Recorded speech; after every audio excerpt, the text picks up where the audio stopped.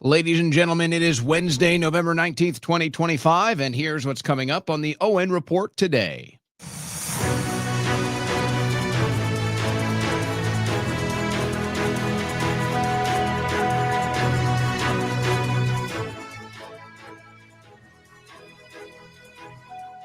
Well, another wild day on Capitol Hill. And while mostly the Democrats are politically irrelevant today, and we don't have to spend too much time responding to the things that they do and the things that they say, but they did do an interesting collaboration video today. They did an interesting collaboration video today addressing members of the military and intelligence community directly. And I'm going to tell you why this has caught my interest. I'm going to play the video for you and tell you why this has caught my interest. You know, we don't normally talk about Democrats anymore because it's a fool's errand in my eyes. But today we're going to talk about this. Part of a wild day on Capitol Hill. More drama unfolding regarding the Epstein file vote and what is to come next. And then just more inter-party drama with the Republican Party today, trying to remove Corey Mills. Jasmine Crockett has an embarrassing moment speaking at the Capitol today. And then Mike Johnson is reminding you that you'll never get Epstein truth. You'll never get full disclosure because of national security reasons. Because of national security reasons. Okay. Are the Clintons safe in all of this? James Comer seems to think otherwise. And Tim Burchett is addressing stock trading in Washington, D.C. As we've got more bad economic news in the golden age, more bad records being set in the golden age. And now in Charlotte, North Carolina, we had this story yesterday about how the schools were basically empty now because of all the deportations. Well, there's some follow-up stories in the news today regarding that. But the protesters are still out there. So they're out there every night disrupting law enforcement. I thought Pam Bondi was going to be shutting that down. And then we'll look at some of the response from the American people. And it's this larger story. And when I'm listening to this lady talk, we'll play this video and she's ranting and raving about what's going on in Charlotte. There's something growing here, folks. There's a movement growing. It's not organized. There's no leader. Some of us thought that maybe Trump would be the leader. Some of us thought maybe MAGA would be the movement, but it's not. At least it's not anymore, or it's not right now. But there's still a movement of Americans that are waking up. There's still a movement of Americans that are trying to take their country back. It's all over the country. It's different spots of awakening, different issues of awareness. But we'll be talking about that. Republicans got bad news from a federal court in Texas saying they cannot redistrict. They cannot redistrict. Now, the Republicans in Texas are going to try to take this to the Supreme Court. So we'll look at all of that. Tim Pool canceled? Tim Pool canceled. The guy that tries his best to not get canceled. What are they canceling Tim for today? We also have some geopolitical drama. A couple comments from Elon Musk. And for whatever reason, there's a story today that I just find hilarious. I don't know why. It's mostly completely unimportant and irrelevant, but I don't know why I found this one interesting.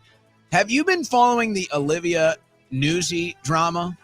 Have you been following this drama? It's interesting.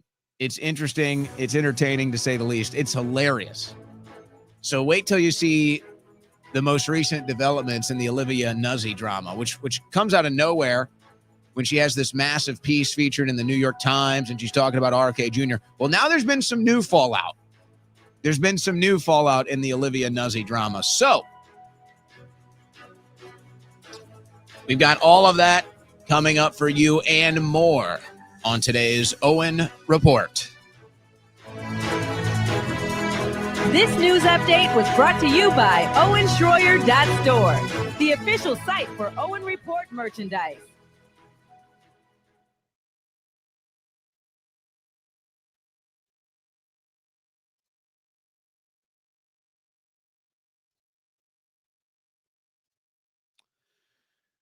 All right, friends, I want to tell you about my favorite supplement company, CHOQ.com. And specifically, we want to highlight one thing that is going on right now in men's health. And that's the fact that testosterone levels are decreasing 1% a year on average for men after the age of 30. So if you're 30 years old or more like me, this is something that might concern you. What's even worse is that men's testosterone levels on average are half of what they were 50 years ago. So we're just adding even more stress to this issue for us men. Testosterone is more than just your manhood. It's critical for mental clarity, mood, sleep, and overall vitality. So the Patriots at CHOQ.com, CHOQ.com, have formulated a blend of natural herbal supplements that support your body's natural testosterone production. Just one ingredient in the male vitality stack has boosted free testosterone levels more than 50% in just 3 weeks. And right now, you can get 25% off your CHOQ subscription for life. Just go to CHOQ.com, CHOQ.com, and use the promo code OWEN, and you'll get 25% off any subscription for life. Cancel anytime, but we don't think you will. CHOQ is made in America, and their all-American customer service team is standing by to assist you. That's CHOQ.com, CHOQ.com. Promo code Owen, 25% off any subscription for life.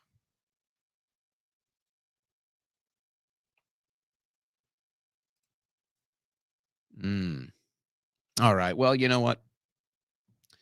If we want to have technical issues here on a Wednesday, we'll just go ahead and allow them to happen. We'll just go without it.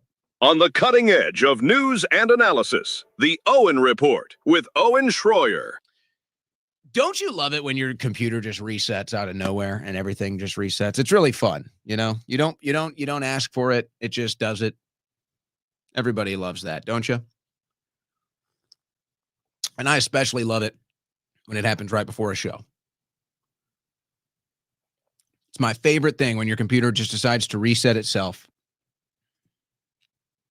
And then, you know the fallout. No, maybe you don't actually. But you get to see it. You get to see me having to know it personally. All right. So here we go.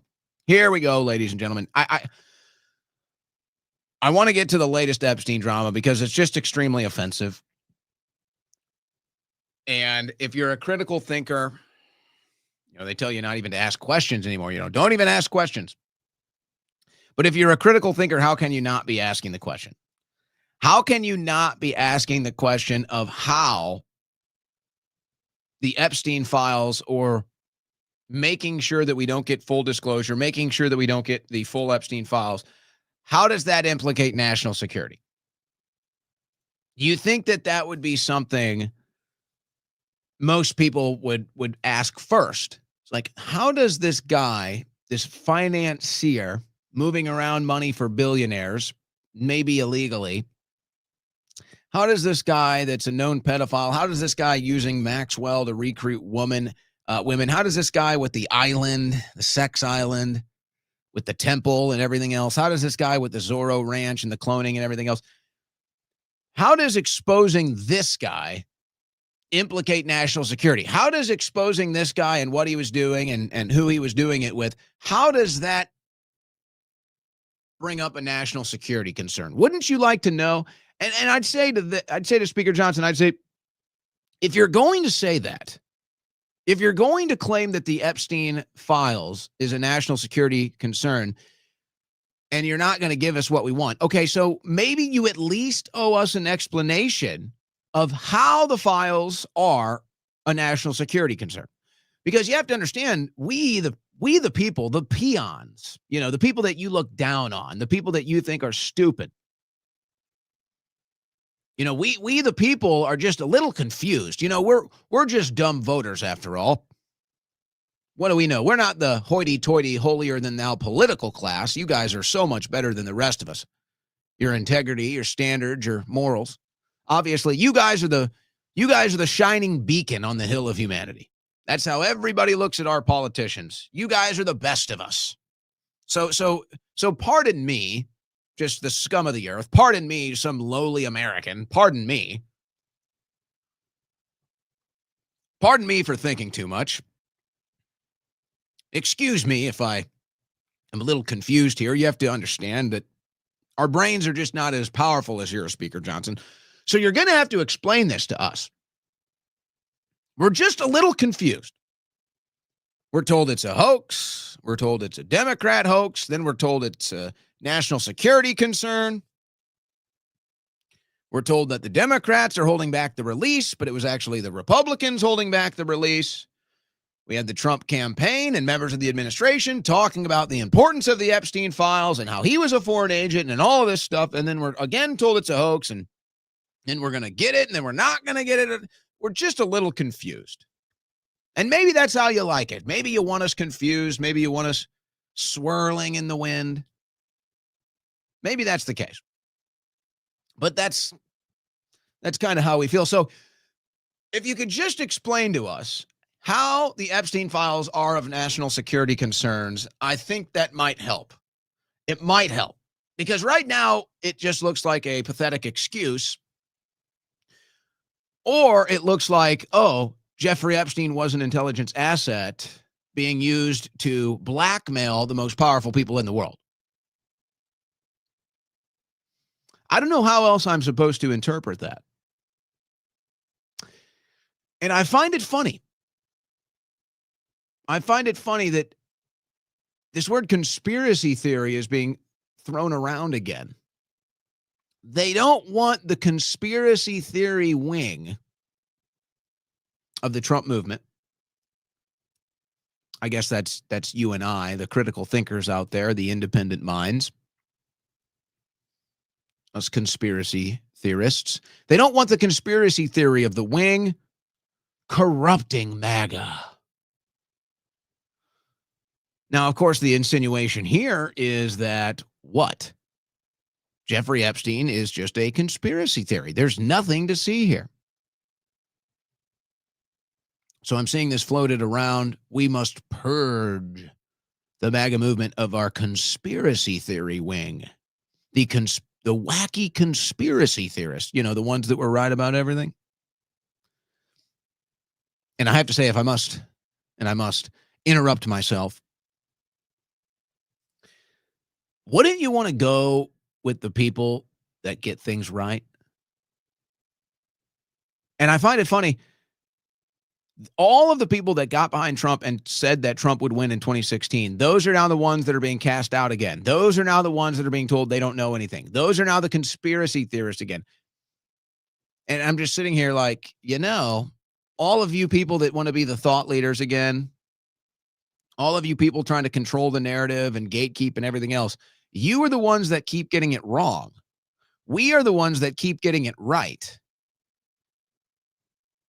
Eventually, you'd think that even they would have to take a step back and eat some humble pie. But no, humility doesn't exist in these people. Only arrogance. Only lust for power and fortune and fame. So, okay, we think there's a giant conspiracy surrounding Jeffrey Epstein. We're the conspiracy theory wing, you know, the crazy ones. So I'm just trying to figure this out. If we're just conspiracy theorists and our whole conspiracy theory of Jeffrey Epstein and his island and the blackmail network and all of that, if it's just a conspiracy theory, then why does Speaker Johnson claim that the files must remain covered up in order to protect national security? If we're just conspiracy theorists, if it's just a hoax, if there's nothing to see here, then tell me why. Today, the message is we must cover it up for national security reasons. Somebody translate that for me. Somebody make sense of it for me. Now, of course, I'm being facetious in case you didn't pick up on that. I'm being sarcastic. I think we all know pretty damn well why they're keeping it covered up. But how can they expect us to sit here and be quiet? How can they expect us to sit here and eat the crap that they're putting on our plate when it just doesn't even make basic logical sense? The formula doesn't add up. So I know it's corrupt. And how pathetic with these new establishment shills on the right. How pathetic you are. But unfortunately for you, you're going to have to learn yet again, you guys are wrong about virtually everything. The only thing that you think you got right was supporting Trump. But you were late on that bandwagon too. But let me digress from that, and I'll pick it back up on the Epstein issue here in a moment. I don't normally cover what the Democrats are up to in D.C. because at this point in time, it's mostly a useless endeavor. They have no power. So they're really not relevant. But they posted this video, and this is a message to the military and intelligence community from the Democrat Party. So they're addressing the military, they're addressing the intelligence community directly in this video. I'll play you this 90-second video, and then look, there's the obvious takeaways, there's the obvious response, and there's the obvious consistency here to what the Democrats are trying to do. But there's another question I have. There's a different thought that comes into my head when I see this video, and I notice nobody else is having the thought. So we're going to have that thought today. But here it is from the Democrats, 90 seconds of them with a special message for the military and the intelligence committee. I'm Senator Alyssa Slotkin. Senator Mark Kelly. Representative Chris DeLuzio. Congresswoman Maggie Goodlander. Representative Chrissy Houlihan. Congressman Jason Crow. I was a captain in the United States Navy. Former CIA officer. Former Navy. Former paratrooper and Army Ranger. Former intelligence officer. Former Air Force. We want to speak directly to members of the military And the intelligence community. who take risks each day. To keep Americans safe. We know you are under enormous stress and pressure right now. Americans trust their military. But that trust is at risk. This administration is pitting our uniformed military And intelligence community professionals against American citizens. Like us, you all swore an oath To protect and defend this Constitution. Right now, the threats to our Constitution aren't just coming from abroad, but from right here at home. Our laws are clear. You can refuse illegal orders. You can refuse illegal orders. You must refuse illegal orders. No one has to carry out orders that violate the law. Or our Constitution. We know this is hard and that it's a difficult time to be a public servant. But whether you're serving in the CIA, The Army, Our Navy, The Air Force. your vigilance is critical. and know that we have your back. Because now, more than ever, The American people need you. We need you to stand up for our laws. our Constitution, and who we are as Americans. Don't give up. don't give up. Don't give up. Don't give up the ship. Don't give up the ship. I'm not even exactly sure what that means, but you can figure that out for yourselves. All right, so the Democrats telling the military and the intelligence community, again, I don't know where the intelligence community comes into play here. A lot of questions. I think we get the direction. They're telling people to disobey President Trump. I mean, that's the general direction. I think it's safe to assume, despite Trump not being mentioned. The whole thing is very vague. I'm not even sure what they're talking about, to be quite frank with you. Are they talking about military commands? Are they talking about ICE enforcement? I don't know. They're very vague here. There's nothing specific from this video. But I'm not going to take the reactionary response that I see a lot of people on the right taking, like, oh, we need to investigate. Oh, treason, all of this stuff. And I say, hey, pump the brakes, guys. Pump the brakes. Remember when we were saying the same thing to military members when they were being asked to take a vaccine, an experimental injection? All right, so let's just pump the brakes here. All right? Maybe it's not inherently bad to support military members that might be up against a tough decision. Okay? So let's just pump the brakes on the right-wing reactionary content. Oh my gosh, treason, investigate, criminals, tribunal, pump the brakes. Relax. So aside from the vague nature of this, and really I'm not even sure, I'm serious. I'm not sure what it is they're talking about. I really have no idea. But I can't help but wonder if there's something they're afraid of. Is this purely political theater? Is this purely political theater from them to try and encourage people in the military or the intelligence community to disobey President Trump? Is that all it is? Just a general vague, hey guys, please disobey President Trump for us, political theater? Or is there something specifically they're afraid of? Is there something specifically that they're thinking about when shooting this that they're not telling us intentionally because it's a little embarrassing for them? I have to wonder. It is pretty significant to see that from a political party. I would say it's definitely significant and it's definitely curious. But as usual, I see the tail wagging the dog from the right-wing reactionaries. Oh, the left says something, so I'm against it. Dangerous mindset. Dangerous mindset. And I'm not even sure the specifics of what it is they're requesting. I don't even know if they're sure. But I do have to wonder. You always have to wonder if there's not some fear lurking in the background. A fear of justice, a fear of investigation. You always have to wonder. And perhaps one individual that's facing these considerations right now is Representative Corey Mills. So this is some of the drama happening in D.C. Nancy Mace to force censure vote against fellow House Republican. Mace's resolution could get a vote sometime this week. Forcing a vote to censure fellow House Republican Corey Mills. Now, it got the vote they needed got blocked last night, but there's another one coming up. There's another one coming up tonight, so they may have the votes tonight to censure Mills. We'll see. The Republicans may protect him. It's strange, the Republican Party picking and choosing when they want to protect one of their own. Like, why didn't George Santos get this protection? Why did George Santos get thrown under the bus by the party as soon as they could, but not Mills? Now, here's what's going on. Here's what the stories are telling you. Nancy Mace had accused Corey Mills of participating in a backroom deal at the time to avoid a censure, adding, I have the general who recommended him for the Bronze Star on record saying he never wrote it, never read it, and never personally signed it. So they're saying stolen valor. One of the issues, let's say getting busy, maybe another thing that they might have an issue with in Washington, D.C.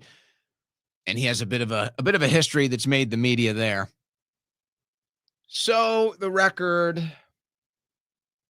the integrity issues, and some other issues coming up with Corey Mills. Now, you may recall, because I can sit here and tell you all the things that they're talking about with Mills, and you just heard some of them. I was told, if you recall, some months ago on InfoWars, I kind of did a tease about how there was a certain Republican that was about to go down, how the swords inside the Republican Party were about to turn on one of their own. Well, that was Corey Mills. Now, it wasn't my story at the time. And I'm sorry to the blonde lady at the Blaze who broke this story. My apologies to you.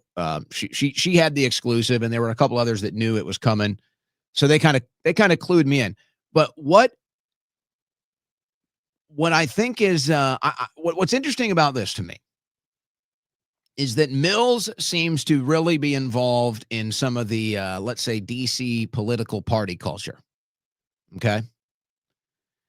And I won't be surprised if there's other stories that come out about parties that were going on that he may or may not have had involvement in, that he may or may not have even thrown himself, that might also involve some of these other women that he allegedly was having relations with. So it seems like he was kind of part of that culture. And maybe he was trying to introduce others to that culture too. I don't know. But there were definitely some women in the media involved, and that's why in this story first hit the media. Now you've got these other stolen valor claims, and they're trying to censure him. And I'm just saying, why is it Republicans are protecting this guy? Now, I whether they want to censor him or not, whatever. This is like the least of my concerns in Washington, D.C. right now, quite frankly. But I do wonder what goes on in Republican Party politics, or what goes on in D.C. when they decide who they're going to protect and who they're going to make sure gets thrown under the bus. People weren't protecting Madison Cawthorn. People weren't protecting George Santos. Were they even protecting Matt Gaetz? I know that's a bit of a different situation, but didn't seem to care much to protect Matt Gaetz. And now they're trying to block this censure vote of Corey Mills, though? Why? Let's see what happens tonight. Maybe we'll get some clarity on that, or maybe they will just vote to censure him and put it to rest. All right, so here's Speaker Johnson.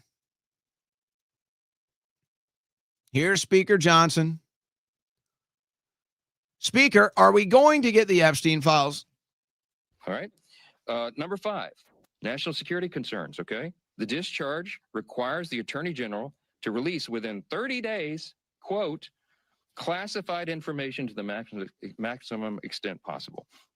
This ignores the principle that declassification should always rest, and always has rested, with the agency that originated the intelligence. Why? So that they can protect their critical sources and methods. It is incredibly dangerous to demand that officials or employees of the DOJ declassify materials that originated in other agencies, in intelligence agencies. All right? What is he talking about? National. Did anybody make sense of that? Do we even want to try to make sense of that? Is he saying he wants to protect sources? Okay. Who's out here demanding sources? We want to know who the clients were. We want to know who was flying to the island. Now, I will say, JP Morgan Chase, and I think, what's the other bank? They're trying to get information on Epstein's accounts from at least 2 bank accounts, from at least 2 banks right now. Maybe that'll shed a little light on the situation. Nobody's out here saying, we want to know the intelligence sources. We want to know the agents involved in the investigation. No one is saying that. So it's this straw man.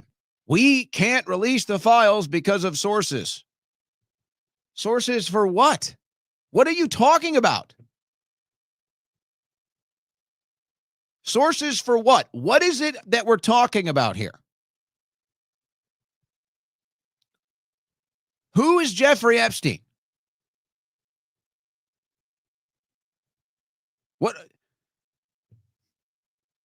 Keep it up. Keep it up.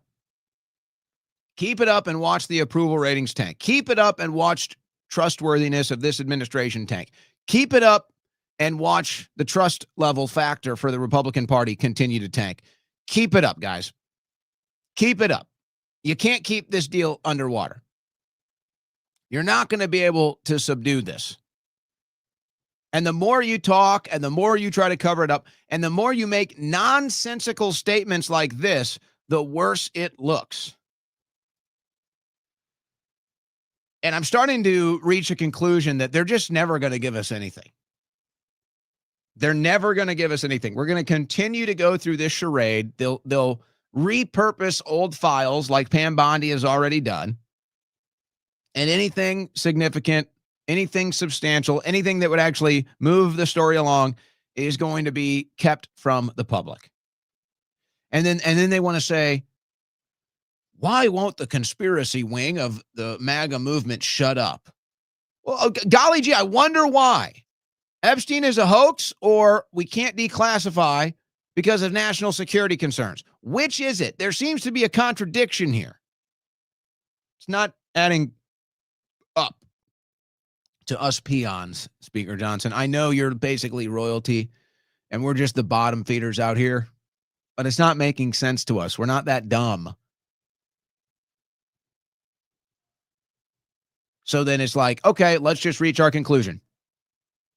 Jeffrey Epstein was an intelligence asset used to blackmail the most famous and powerful people in the world for a political agenda.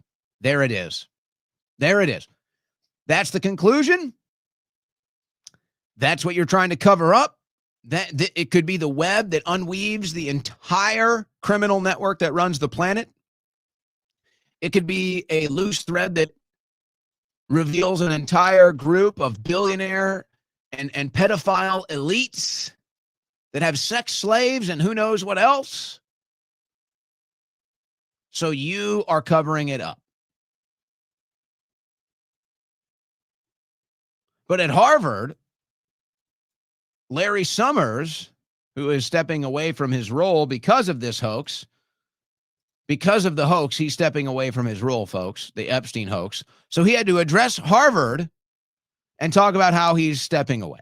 Some of you will have seen my statement of regret, expressing my shame with respect to what I did in communication with Mr. Epstein, and that I've said that I'm going to step back from public activities for a time, but I think it's very important to fulfill my teaching obligations. And so, with your permission, we're going to go forward and talk about the material in the class. Some of you will have seen my statement. So it's a hoax, but he feels the need to step away in response to the hoax. Can't deny it. And then is that the move they're going to pull? They're going to say, well, we were just talking. We were just talking to Epstein. So Epstein was trafficking the sex slaves to no one. Ghislaine Maxwell, who's in prison, was trafficking sex slaves to nobody. Nobody knows what was going on at the island, even though everybody was on the flight logs going there. Nobody has any clue what was going on, even though the women that were there shed some light on it. Nobody's going to talk about what was going on at Zorro Ranch. Nobody's going to talk about the money management of Epstein. We're just going to say nothing to see here. It's a hoax. And for national security reasons, you, the people, you're never going to get anything. Is that where we're going to land on this? Is that where the administration thinks we should land on this? Is that where the Republican Party wants to land on this? Jasmine Crockett can barely land on 2 feet. She thought she had it figured out, folks. She did it. Jasmine Crockett's big Epstein reveal. This is the big one. Jasmine Crockett, the genius, the IQ monster of Washington, D.C. She got the whole Epstein saga figured out. Check it out. Folks who also took money from somebody named Jeffrey Epstein, as I had my team dig in very quickly. Mitt Romney, the NRCC, Lee Zeldin, George Bush, Win Red, McCain Palin, Rick Lazio. I just want to be clear.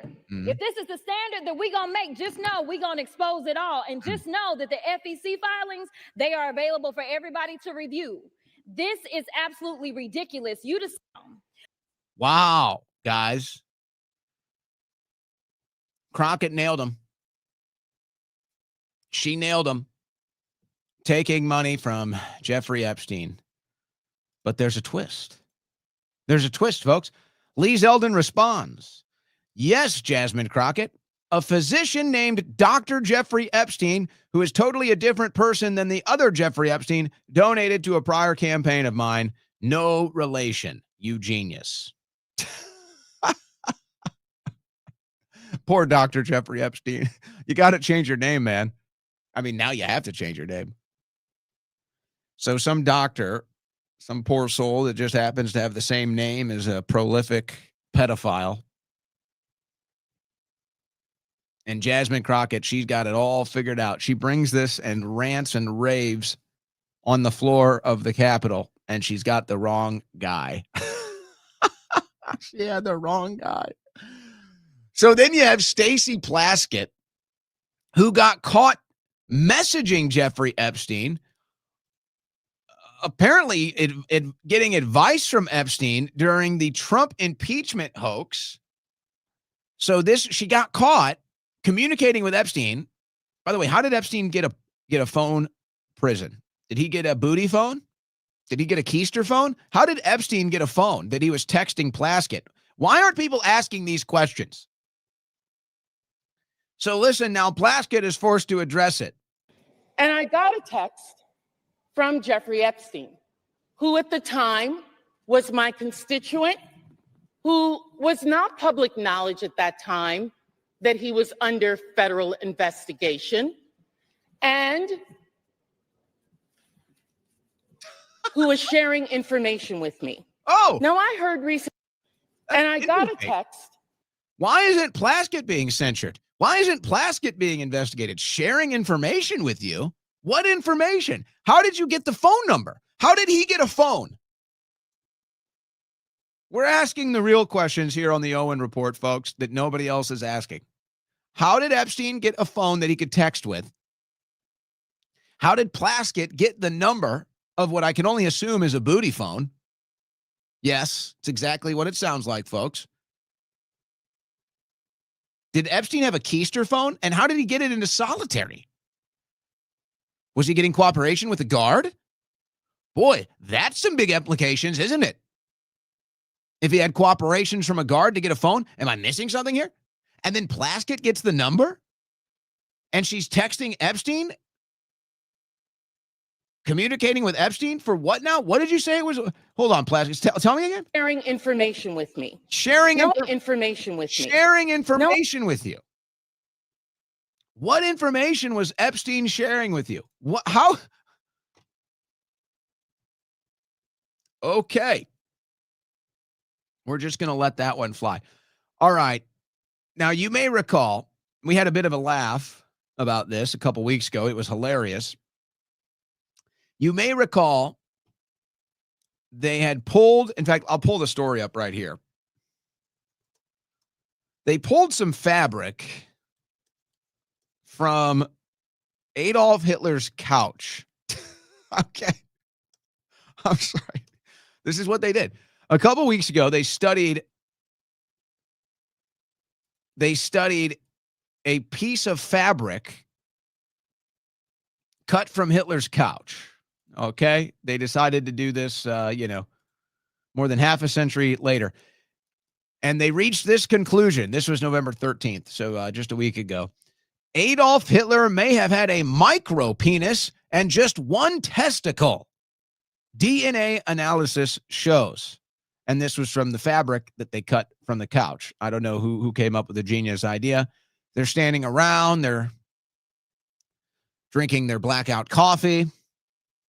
And they're saying, why don't we go find Hitler's couch and see if we can't find some DNA and run some DNA tests? Maybe he had a micro penis. Yeah.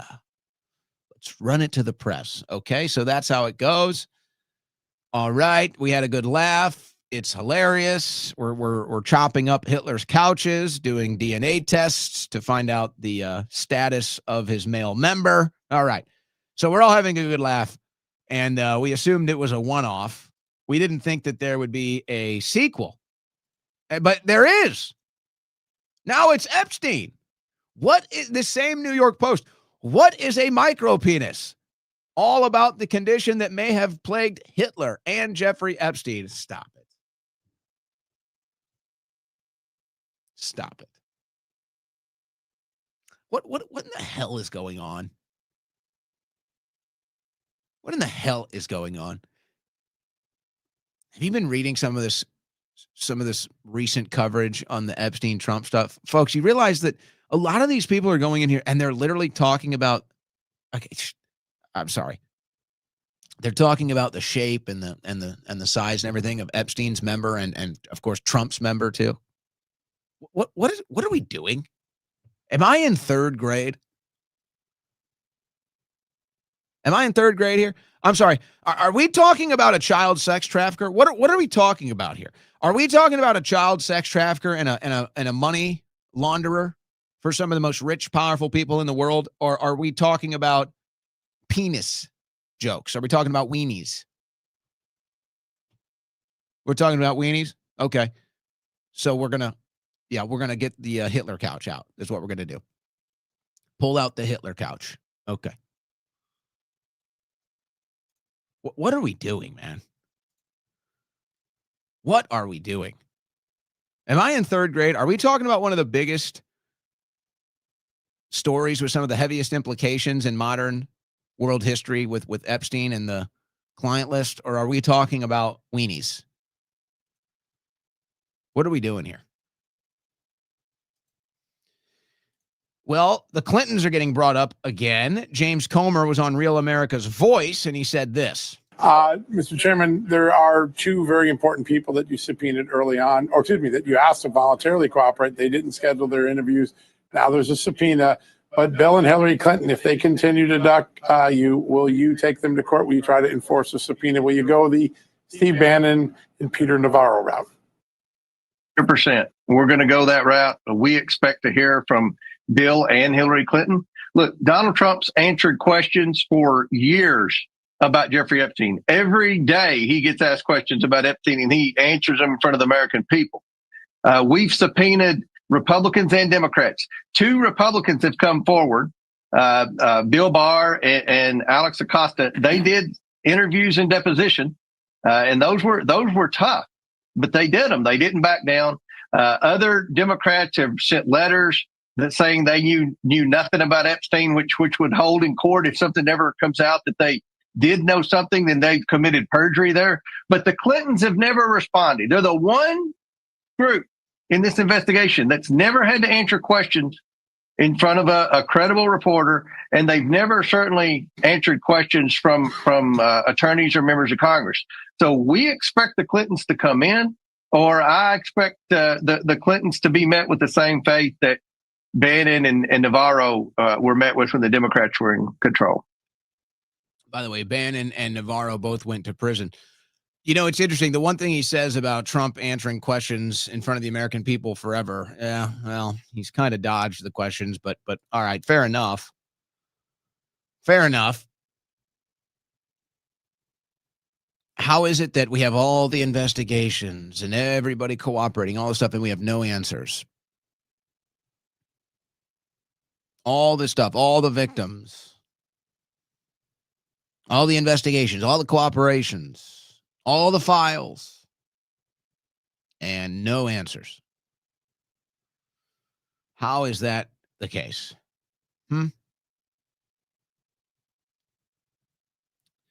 Somebody explain that one to me. Doesn't add up. And when it doesn't add up, folks, you know it's corrupt. That's how that goes. All right, folks, I want to tell you about a new sponsor we have for the show, and I want to tell you why this sponsor is very important to me, and the services they offer will be very important to you. That's Patriot Protect. Now, let me just first tell you my personal story, and some of you were around when this kind of got out, but I have been doxxed. I've been doxxed before. And when that happens, you kind of go through a process of trying to determine how did this happen? How can people get my private information? I've also been swatted. And so when people can get this private information, personal information, you do a little investigating and you try to find out, how does this happen? I was stunned, folks. I was stunned. So when you hear me tell you about Patriot Protect and some of these things that they will help protect you from, this is very real. I was stunned when I found out my private information was for sale on the internet. Stunned. And I was even more stunned to find out that you actually have to pay services to try to go back and scrub that and make that information private. This is a real world situation. I hope it never happens to you. It does tend to happen to high profile people. It's a little bit maybe more of a risk for high profile people, but this can happen to anybody. You don't want it to happen to you. Trust me. Especially you got family at home. You don't want this, folks. You don't want this headache. Okay? Trust somebody that's been through it. You would be shocked to find out how people can buy and sell your private information and how it can get into the hands of people that might want to do harm to you. So this is a very important sponsor. This issue is very serious to me. I've had to go through it. And so I'm glad to introduce you to Patriot Protect. Patriot-Protect.com/Owen to take advantage of this. And so here's the problem that we're addressing. In today's society, it's scarily easily for criminals, scammers, or anyone else looking to do you harm to find your personal information online. Your home address, phone number, workplace. Yes, folks, it's happened. Trust me, it's happened to me. Even your family members' names. Yes, that's how bad this is. Are exposed with just a few clicks. Data breaches can expose sensitive information, but people's search sites and data brokers take the threat even further. They actively harvest your personal details, your address, phone number, family connections, and publish them online, making them searchable on Google and easily accessible to anyone who might want to exploit them. This constant exposure puts both you and your loved ones at risk. We've seen what happens when that exposure turns into real-world danger. Whether it's harassment, stalking, scamming, or worse, the internet shouldn't hand criminals a map to your home. Here's the solution: Patriot Protect. Patriot Protect scrubs your personal information from the internet, removing it from Google and over 100 data broker and people search sites. These are the same sites bad actors rely on to track, target, or intimidate. You didn't agree to share your data with the world, but now you can take it back. Stay protected, stay safe. How does it work? Patriot Protect continuously monitors and removes your personal information from the most common sources online. The system scans for your data, deletes it, and keeps watching. So if it pops up again, it gets wiped again. This is 24/7 digital protection for less than what you pay to keep the lights on. Because the only thing worse than getting hacked is knowing you could have stopped it. So go to patriot-protect.com/Owen. Use coupon code Owen, promo code Owen, for 15% off the yearly subscription. That's right. For listeners of this show, use promo code Owen and you will get 15% off the yearly subscription. Patriot-protect.com/Owen. Now, folks, I know that a lot of that stuff that I told you about here seems impossible, implausible. I'm telling you, folks, I've been through it. It would blow your mind. It would blow your mind how easily people can buy and sell your information and then basically create an entire grid of your family. It's shocking stuff. I had to get lawyers involved, all kinds of stuff, enhance my own security. I wish I would have had Patriot Protect. Probably would have never had to deal with any of it. Maybe have never even have been swatted, never even have been doxxed if I would have had Patriot Protect. So very important service. I hope you'll support our sponsor. I hope you'll support yourself and your family by going to patriot-protect.com/Owen and use promo code Owen for 15% off the yearly subscription. Thanks to our new sponsor, Patriot Protect. All right, we got a couple other elements of drama from the Hill today. Let's check in. This is a bit of a long-winded one here from Representative Burchett talking about stock trading in Congress. Yeah, this one is interesting to me. Let's hear from Burchett. He says he's ticked off. He says this in his social media post. I'm ticked off. Tim Burchett ticked off barely registers on the Richter scale, but we love Tim Burchett. Here's what he had to say about stock trading in Washington, D.C. Thank you, Proud Paul. Thank you, Seth. Thank you, Brian. Somebody asked me if I was going to wear my jacket up there, and I said, to quote the immortal words of Henry Winkler when he played the Fonz, I always rumble in this jacket, because that's what we're up against. This is a fist fight, folks. Now, first, I guess I need to thank Chairman Stiles and the committee, the House Admin Administration Committee, for taking this up, because I realize what we're up against. I mean, this is, everybody talks about this place being a dadgum swamp. It's not a swamp. A swamp is something cool God created. It filters water. Animal life lives and flourishes around it. This is a sewer. This is created by man, and it needs to stop. We've, for years, Congress has been using hardworking American taxpayers' money to get rich. Dadgum, it's got to stop. America knows what the heck's going on. Everybody wants to knock Pelosi. Heck, she's not even in the top 10. Get on that Unusual Whales site. This is pathetic, folks. We all know what's going on. Congress knows what the hell's going on, and it needs to stop. This body has been enriching itself on the taxpayers' dime for too dadgum long, and it's got to stop. This place is crooked and is crooked as a dog's leg. That's an old East Tennessee saying, but it's the truth, and it needs to stop. America knows what's going on. We're in committee meetings. We hear things before y'all do. We can make those connections. When you see a member of this body making 400, 500, 600 trades a year, you know something's wrong. Everybody ought to do like I do. I got my buddy Tommy Siler who invested in my mutual fund. I ended up having to cash it out because my daughter's going to school. I'm not a wealthy man. But look, this thing is broken, and it needs to be fixed. And this is the right avenue to do it. And I want to say something. I'm going to get these guys mad at me, but I really don't care because they can't vote in my district. This thing ain't going to pass. If we're going to pass something in the House, and then guess what? The Senate will either, one, not take it up, or they'll come back in righteous indignation and say, oh, we need to make this stronger, something totally ridiculous, and they'll send it back to us.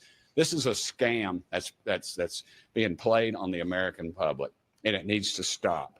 Let's quit with this nonsense. Let's give America a reason to trust Congress for once in our miserable lives. This is our chance to stand up and say, we hear what you're saying, America. We're going to fix this dadgum problem, but we probably won't do it. And I'll remain ticked off the rest of the day because of this, and it needs to stop. I want to thank all these folks, really. I joke around about it.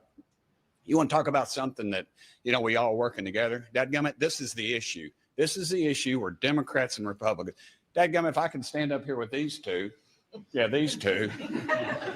I mean, people back in East Tennessee are going, what in the heck's Burchett doing sitting next to Proud Paul, for goodness sakes? Well, I'm not going to beat her in her district, and she sure as heck ain't going to come down to East Tennessee and beat me.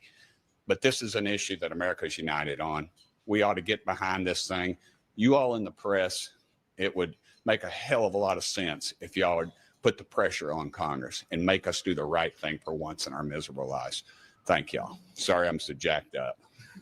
So that's a ticked off Tim Burchett. That's what Tim Burchett is like when he's ticked off, huh? The whole stock thing is interesting. What if we just banned stock trading in DC outright? What about that? What if we just decided the entire District of Columbia, no stock trading, plus members of Congress? It's so obvious, the insider trading that happens. It's so dirty that I really don't even like to talk about it. I've kind of been hinting at it, and I'm even debating maybe doing dedicated segments to covering the markets, because again, it feels so dirty. Like it's I feel dirty even talking about it. I do, but it's just the truth. When Trump got in, because I've never been in the stock market my entire life.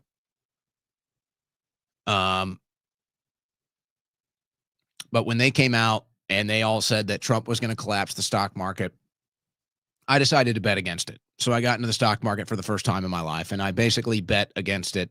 I made a pretty big bet that they were all wrong, that Trump was not going to collapse the stock market. And I won the bet. I'd say I won the bet pretty good. And in fact, I won the bet so good that I was beating even the Pelosi tracker and the inverse trader with my trades. I was at 61%. They were at 58 and 56. I don't like bragging about this because it feels so dirty, because it's such a crooked thing, and it's all crooked. It's all rigged. But that's the truth. That's what happened. And I've been kind of posting about this on X, and I talked about I liquidated Bitcoin when it hit the all-time high. Now it's in the 90s. I talked about how I liquidated right before the market crash at the beginning of November, and I did. And I've gotten back in now. November's been a little bit tough. And then this happened today, and I've been interacting with this guy a lot more on X lately. Peter B. Huge moment in the markets. NVIDIA earnings call after the bell. If they beat, you get a wild Christmas rally. If they fall, the pain will continue until the Fed slashes the rates. It's just that simple. I replied, I bet on good news. He said, same. That gave me a relief, because I've made other bets off of Peter's stock advice before. I've seen Peter post other things about stocks. I've made a quick play, hit a quick 5% multiple times with his advice. So I'm like, oh, okay, if he likes it in his price. So we both got relief. He said, they are too close with the administration. I wouldn't even be surprised if the books were juiced, just saying. So that's what I'm saying, folks. Anybody can really do this. If I can get in there with zero experience in the market, I mean zero. All I do is follow news, which obviously gives you major leverage over the markets when you follow news like I do. And you know how to follow news and beat trends. Anybody can do it.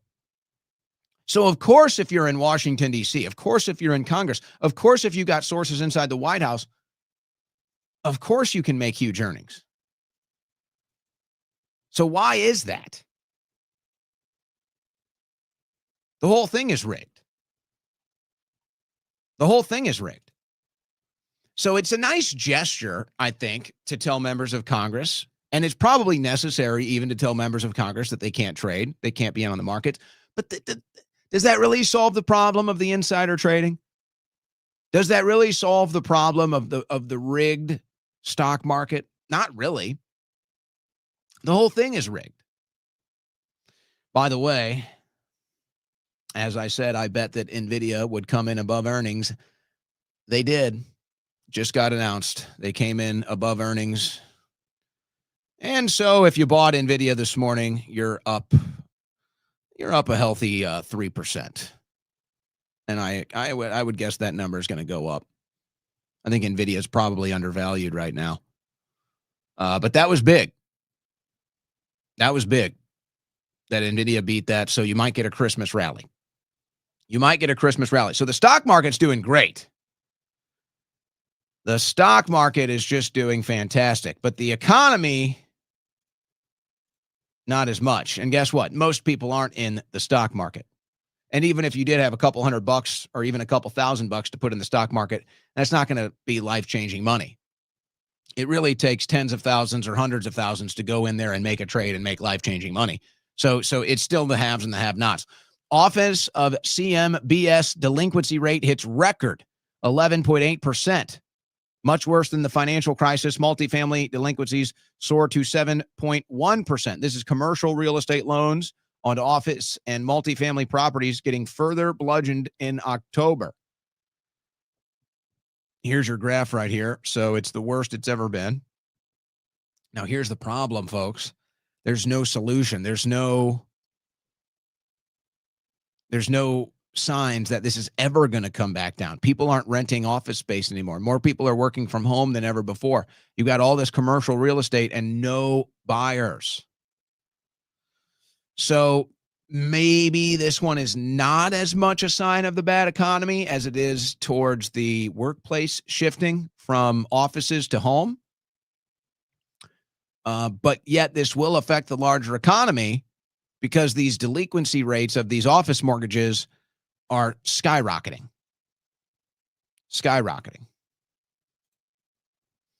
Eventually, they're going to have to figure out what to do about that.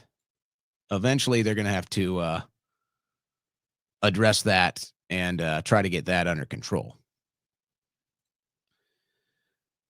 But I don't think that number ever goes back down. I mean, eventually, I guess the delinquencies might go down when there's nobody left renting, nobody else left with commercial mortgages. But for now, I think that the banks are going to be feeling that as the delinquency rates continue to go up. So we continue to be faced with these issues. All right, what are you doing though? What are you doing to protect your wealth? What are you doing? What is the safest thing you can do? Have you thought about precious metals? Have you looked into it at all? Let me ask you something. Are you the type who waits to be rescued or the one who protects your family before the storm hits? You're already seeing the cracks. The dollar buys less every month. Banks are showing stress, and this market is being propped up with printed money. It's not if it breaks, it's how prepared you'll be when it does. Here's what they don't want you to know. When the system starts cracking, the insiders quietly move first. That's why central banks, major institutions, and billionaires are piling into gold right now.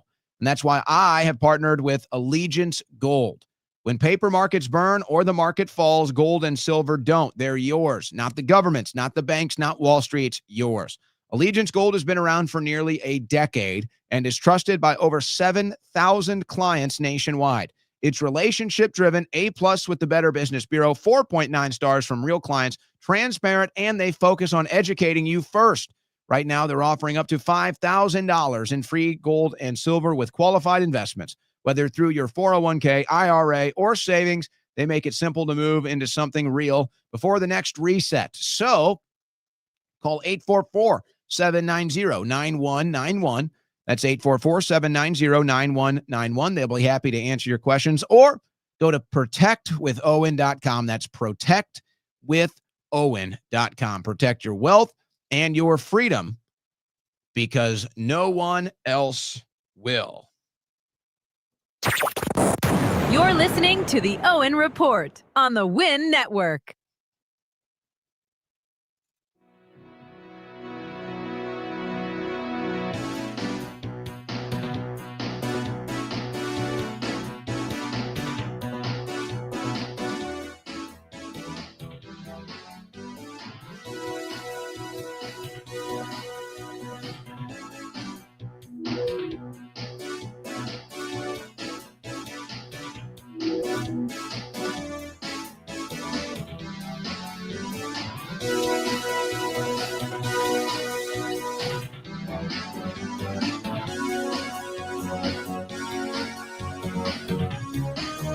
Extra dimensional and multi-universal. Here's your host, Owen Schroyer.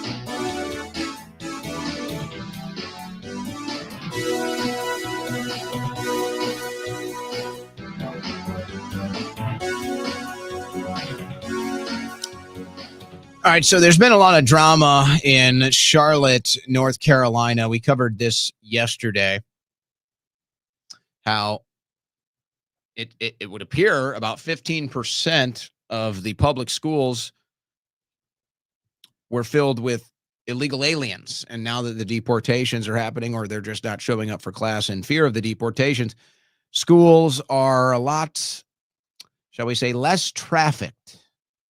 And there's less traffic. So it looks like you're really starting to see just how many illegal aliens were in this country, let in under Joe Biden. Get out of my city. Protesters confront Border Patrol during DHS operation in Charlotte. So this big, massive operation has been going down in Charlotte. And there's been a lot of protesting, but there have also been a lot of arrests. But a lot of action happening. Charlotte students hold walkouts to protest ICE activity. Students are do they really care, or do they just want an excuse to get out of class? What do you think? Well, either way, that's happening. Here were some of the scenes last night in Charlotte. Fox's Madison Scarafino was Good evening, Jesse. We are only on day 4 of this operation, and DHS says that it has already arrested more than 200 illegal immigrants, and the operation is getting a ton of support, as DHS says that many of these people have criminal backgrounds involving things like assault, gang affiliation, drunk driving, and more. But as you can see by this protest, there is also a lot of pushback towards this immigration crackdown. And I'll take a little walk to show our viewers a better look at this. But right now where we are has been sort of a hot spot for these protests. And that is because we are outside of a Latino bakery here in Charlotte that is temporarily closing. And that's because the owner says that ICE is targeting its customers. And we know that other businesses have closed as well. The school system here says 21,000 kids have been absent since this immigration crackdown. And the mayor says that people aren't showing up to their jobs, particularly in the housekeeping and construction industry. But we have seen a lot of people have some pretty tense reactions because of this. We've seen people who spot ICE agents cussing at them, yelling at them. We know that there has been 2 separate car ramming incidents just here in Charlotte alone, and that comes as DHS says that they have seen an unprecedented surge in car rammings towards CBP and ICE agents. But Homeland Security says it isn't slowing down. ICE agents were spotted in the Raleigh-Durham area today, and Louisiana's governor says New Orleans is next. So, okay, you see this happening. You can, if you're watching it, and you can hear the sounds. It's just like a giant street party. How many of these people have any clue what's really going on? How many of these people could even name all 50 states? How many of these people could even name 7 continents? No, I'm serious. I'm sorry, but these do not look like well-informed people. These do not look like politically informed or active people. They look like they heard about a protest or some place that they can go hang out and cause a ruckus, and so they decided to take part in it. That's what this looks like to me. These don't look like real activists or people that are politically informed. And then you got a bunch of foreign flags waving too. So don't even get me started on that. But also notice how the Fox reporter, she's not going to use the Fox mic flag when she's out there because they probably feel like if they identify as a Fox reporter that they could be putting themselves at risk. As you see her security detail following her around. So just totally crazy scenes. And Pam Bondi was supposed to put an end to into this, and she didn't. She didn't. So it continues. I mean, that's just ridiculous. That's just ridiculous.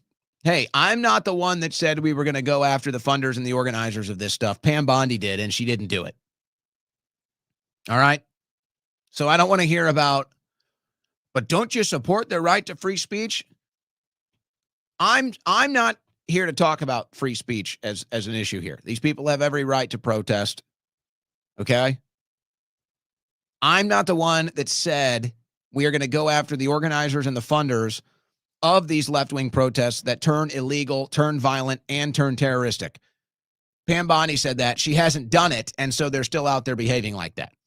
Now, I want to play a video from a lady in Charlotte. And there's an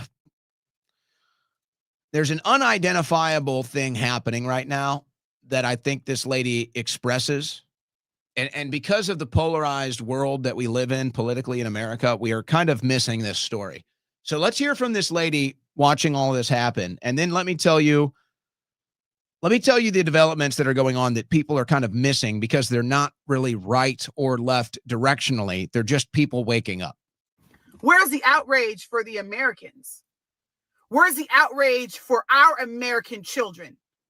Here we have ICE on the street doing their federally obligated fucking duty. And you see Marie in the back talking about, oh my God, why dare you, fuck you, racist?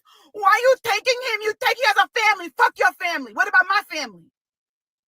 What about my family? You came in here in droves. You walked in my house and tried to rearrange it. I'm supposed to adapt to you? Absolutely not. My daughter got in the car yesterday and said, Mom, I was able to breathe in the corridors at school. My children didn't even get to experience the type of high school that I had, where we had 2 15-minute breaks and a 55-minute lunch, and we were able to go off campus. Theirs is 20 minutes because they have an influx of students they're trying to feed. Get them in, get them out, quick. I dropped off my son in the drop-off line today, and it was 8 cars as opposed to 85. You know how much stress that is for these fucking children, all these fucking people? Get out! And I remember last year, my son was a senior. He said, Mom, in math class, we couldn't even learn math because the teachers would spend half of the period trying to teach Edgar how to say fucking hello. When you have such an influx of people coming into one country, there's going to be hiccups. So yeah, ICE might pick up illegal by accident. You better carry your papers. Thank the fucking Democrats for keeping the border open. Thank you for these motherfucking legals who try to come in here and do this shit the shiesty way. That's what happens when you do shit the wrong way. I have no sympathy or empathy for you. Not at all. If it was that easy to become a U.S. citizen, everybody would fucking do it, but it's not. Welcome to life, motherfucker. So let me explain what's happening in America that is not getting much coverage because it doesn't really fall into the realm of right-wing politics. It doesn't really fall into the realm of left-wing politics. It's just the average American going through their life and then seeing what's happening in the political world. So you just heard about this woman. She's a mother. She's talking about the experience or lack thereof of her children in the education system. So here's where it's at. The average American goes through their day. Say they got kids at home. They take their kids to a school system that they see as failing. They take their kids to an educational system that they see as weakening, getting worse.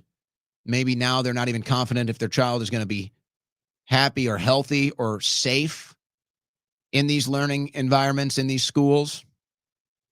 So they're thinking about that. That's a negative. Then they're going to their job that they have to work, maybe one of 2 jobs, 3 jobs that they have to work just to keep their head above water financially, still living paycheck to paycheck. They get their bills in the mail. They're as high as they've ever been. They go to the gas station. They fill their tank. No relief there. Then they tune into the political world. And what do they see? They see Democrats obsessing over illegal aliens, non-citizens, foreigners. That pisses them off. They see Republicans obsessing over Israel and foreign policy and foreign entanglements and more wars overseas. And that pisses them off. There is an underbelly in America right now. It's not on the right. It's not on the left. It's not organized. There's no leader. It's just people. It's people getting fed up. It's people opening their eyes and realizing that they're losing their country. It's people that are sick and tired of the racial division and all of the other hatred and all of the other political bullcrap. They're simply saying, why is my lifestyle depleting? Why is my cost of living going up? Why aren't my wages going up? My taxes are going up. And then how come it seems like the political world only seems interested in foreign countries and foreigners? They're pissed. They're angry. They're not on the left. They're not on the right. They're disenfranchised Americans that are starting to open up their eyes and realize how corrupt our country is, how corrupt our media is, how corrupt our politics are. But there's no real pulse on this. Nobody's really taking the measurements of this because in D.C., they're completely disconnected from it. The Trump administration, completely ignorant to it. They all live in a bubble. They have no idea what is building right now. And you see some signs when there's riots in the streets. Sure, these are mostly synthetic. But yet, there's soil there. There's a reason why they can drum up these protests, because they're already disenfranchised. They're already pissed. They just need somebody to push them in the right direction and tell them what to be mad at or who to be mad at. There's no leader of this. There's no organization of it. It's just the average American seeing it, realizing it, feeling it. And then when they hear from political leadership, they seem to not even know or care that it's going on. Now, Trump had tapped into this. Trump had tapped into this and represented this for the most part for the last 8 or so years. Now, no. Now, almost completely not at all. The Democrats don't really represent it either. They kind of tap into it, but they don't really represent it either. Nobody does. Eventually, this thing's going to crack. Eventually, this thing's going to break. And what you see is the political left and the political right are trying to keep a lid on this to maintain control of their people, to maintain control of their voters, to maintain control of the narrative, and it's not working. Now, the left is going to break before the right. The left has kind of already been through the process of breaking with failed policies and issues like trans kids. So they're kind of going through their own reform right now, and the radical generational left is going to make their move as a hostile takeover of the party and a hostile takeover of party leadership ahead of the midterm. So you're going to see that. So the left is going to break first, which is going to give them a little bit of a political advantage, I think, in the midterms. And depending on how quickly the right breaks, maybe the presidential election in 2028. The right is in complete denial of this. The right is trying to tamp this out more than the left. And the only thing that you can really measure that it's obvious with is the foreign policy issue, the Israel issue, where the donor class, the elite political class, they want Israel to maintain its standard as you must support it to be on the right, and we must continue to financially support Israel and militarily support Israel, and you're not even supposed to talk about it, and then the attacks come. So you can kind of see that that's where the big fight is on the right. But eventually that will break. It'll break by 2028 probably. And then you'll have the new generational right, which really doesn't really give a damn about the fate of Israel, like 90% of the country. So this is what you have, and there's no political representation for this. But now you're kind of opening it up. Who wants to take it? The answer right now, Mom Donnie. Mom Donnie is tapping into it. Mom Donnie is riding this wave. Eventually, right-wingers will figure it out, too. These people aren't necessarily left or right. They're just looking for somebody that understands what they're going through. They're looking for somebody that's going to represent their voice their issues in Washington, D.C., they feel like there's nobody there. So the left is going to tap into it first. The left is going to tap into it. They're going to tap into this indignation. They're going to tap into this disenfranchisement. They're going to ride it to victory in 2026. The right wing is going to be too busy fighting over loyalty to Israel to even be aware of this. So they're going to lose the midterms, and then we'll see what happens in 2028. And, you know, it's funny. This got posted on Drudge today. I'm looking for it now. It looks like they might have taken it down. No, nope, it's still up. Let me pull this up for you on the Drudge Report today. Laura Loomer issues treacherous 2028 prediction. Oh, the Republicans are going to lose the midterms. The Republicans are going to lose the presidential election. She gets the story in the Daily Beast. Laura Loomer issues treacherous 2028 prediction. She says the right has a Nazi problem. The right has a Nazi problem. And if they don't address their Nazi problem, they're gonna lose the midterms. Well, Laura is right about the midterms, but she's wrong about the issue. And if you think fighting Nazis on the right is the answer to losing elections, then you're just going to lose more elections. It's amazing how blind people on the right are to this, that they think everything is like a Nick Fuentes Groyper thing.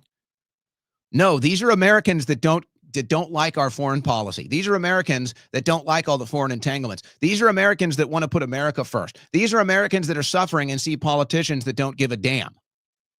It's not a Nazi problem. And when you say that, you're calling the average American a Nazi, and it's insulting, and it's lazy, and it's pathetic. The average American is just struggling to get by. And somebody on the right saying, "Oh, you don't like it the way it is, then you're just a Nazi." No wonder you're not going to win elections. No, you continue to go with bad foreign policy. You continue to prioritize Israel. That's your problem on the right. That's what's going to lose you elections on the right. And then if you start calling the average American a Nazi for disagreeing on foreign policy, you're just speeding up the process. You're going to get crushed. You're going to get crushed with this messaging. But I find it even more ironic. And of course, this is the left now propping up Laura Loomer because they know what she's doing is destroying the right. How ironic is that?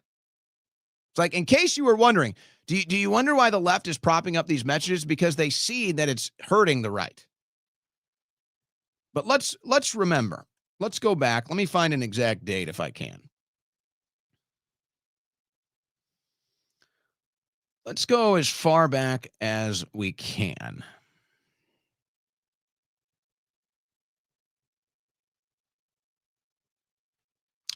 I'm looking for summer. I know I posted something this summer.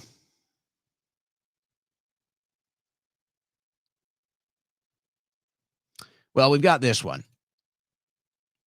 We got this one. But you may remember the Panikin, when we were called Panikins. I posted this in June. Congrats to the newcomer MAGA grifters who are celebrating another war. You won. Enjoy your celebration for what you think is a win, but prepare for the 6-year hangover. Dems will midterms and 2028. You'll have more socialism and radical Islam in the West than ever. Congrats. I posted that in June. I was right. I was attacked at the time. I was called a Panikin at the time. I was called a traitor to Trump at the time. I was right. I was right. Now, the Israeli loyalists are coming out and they're saying, oh, because Republicans aren't loyal to Israel, they're going to lose the midterms. And they're getting published on Drudge.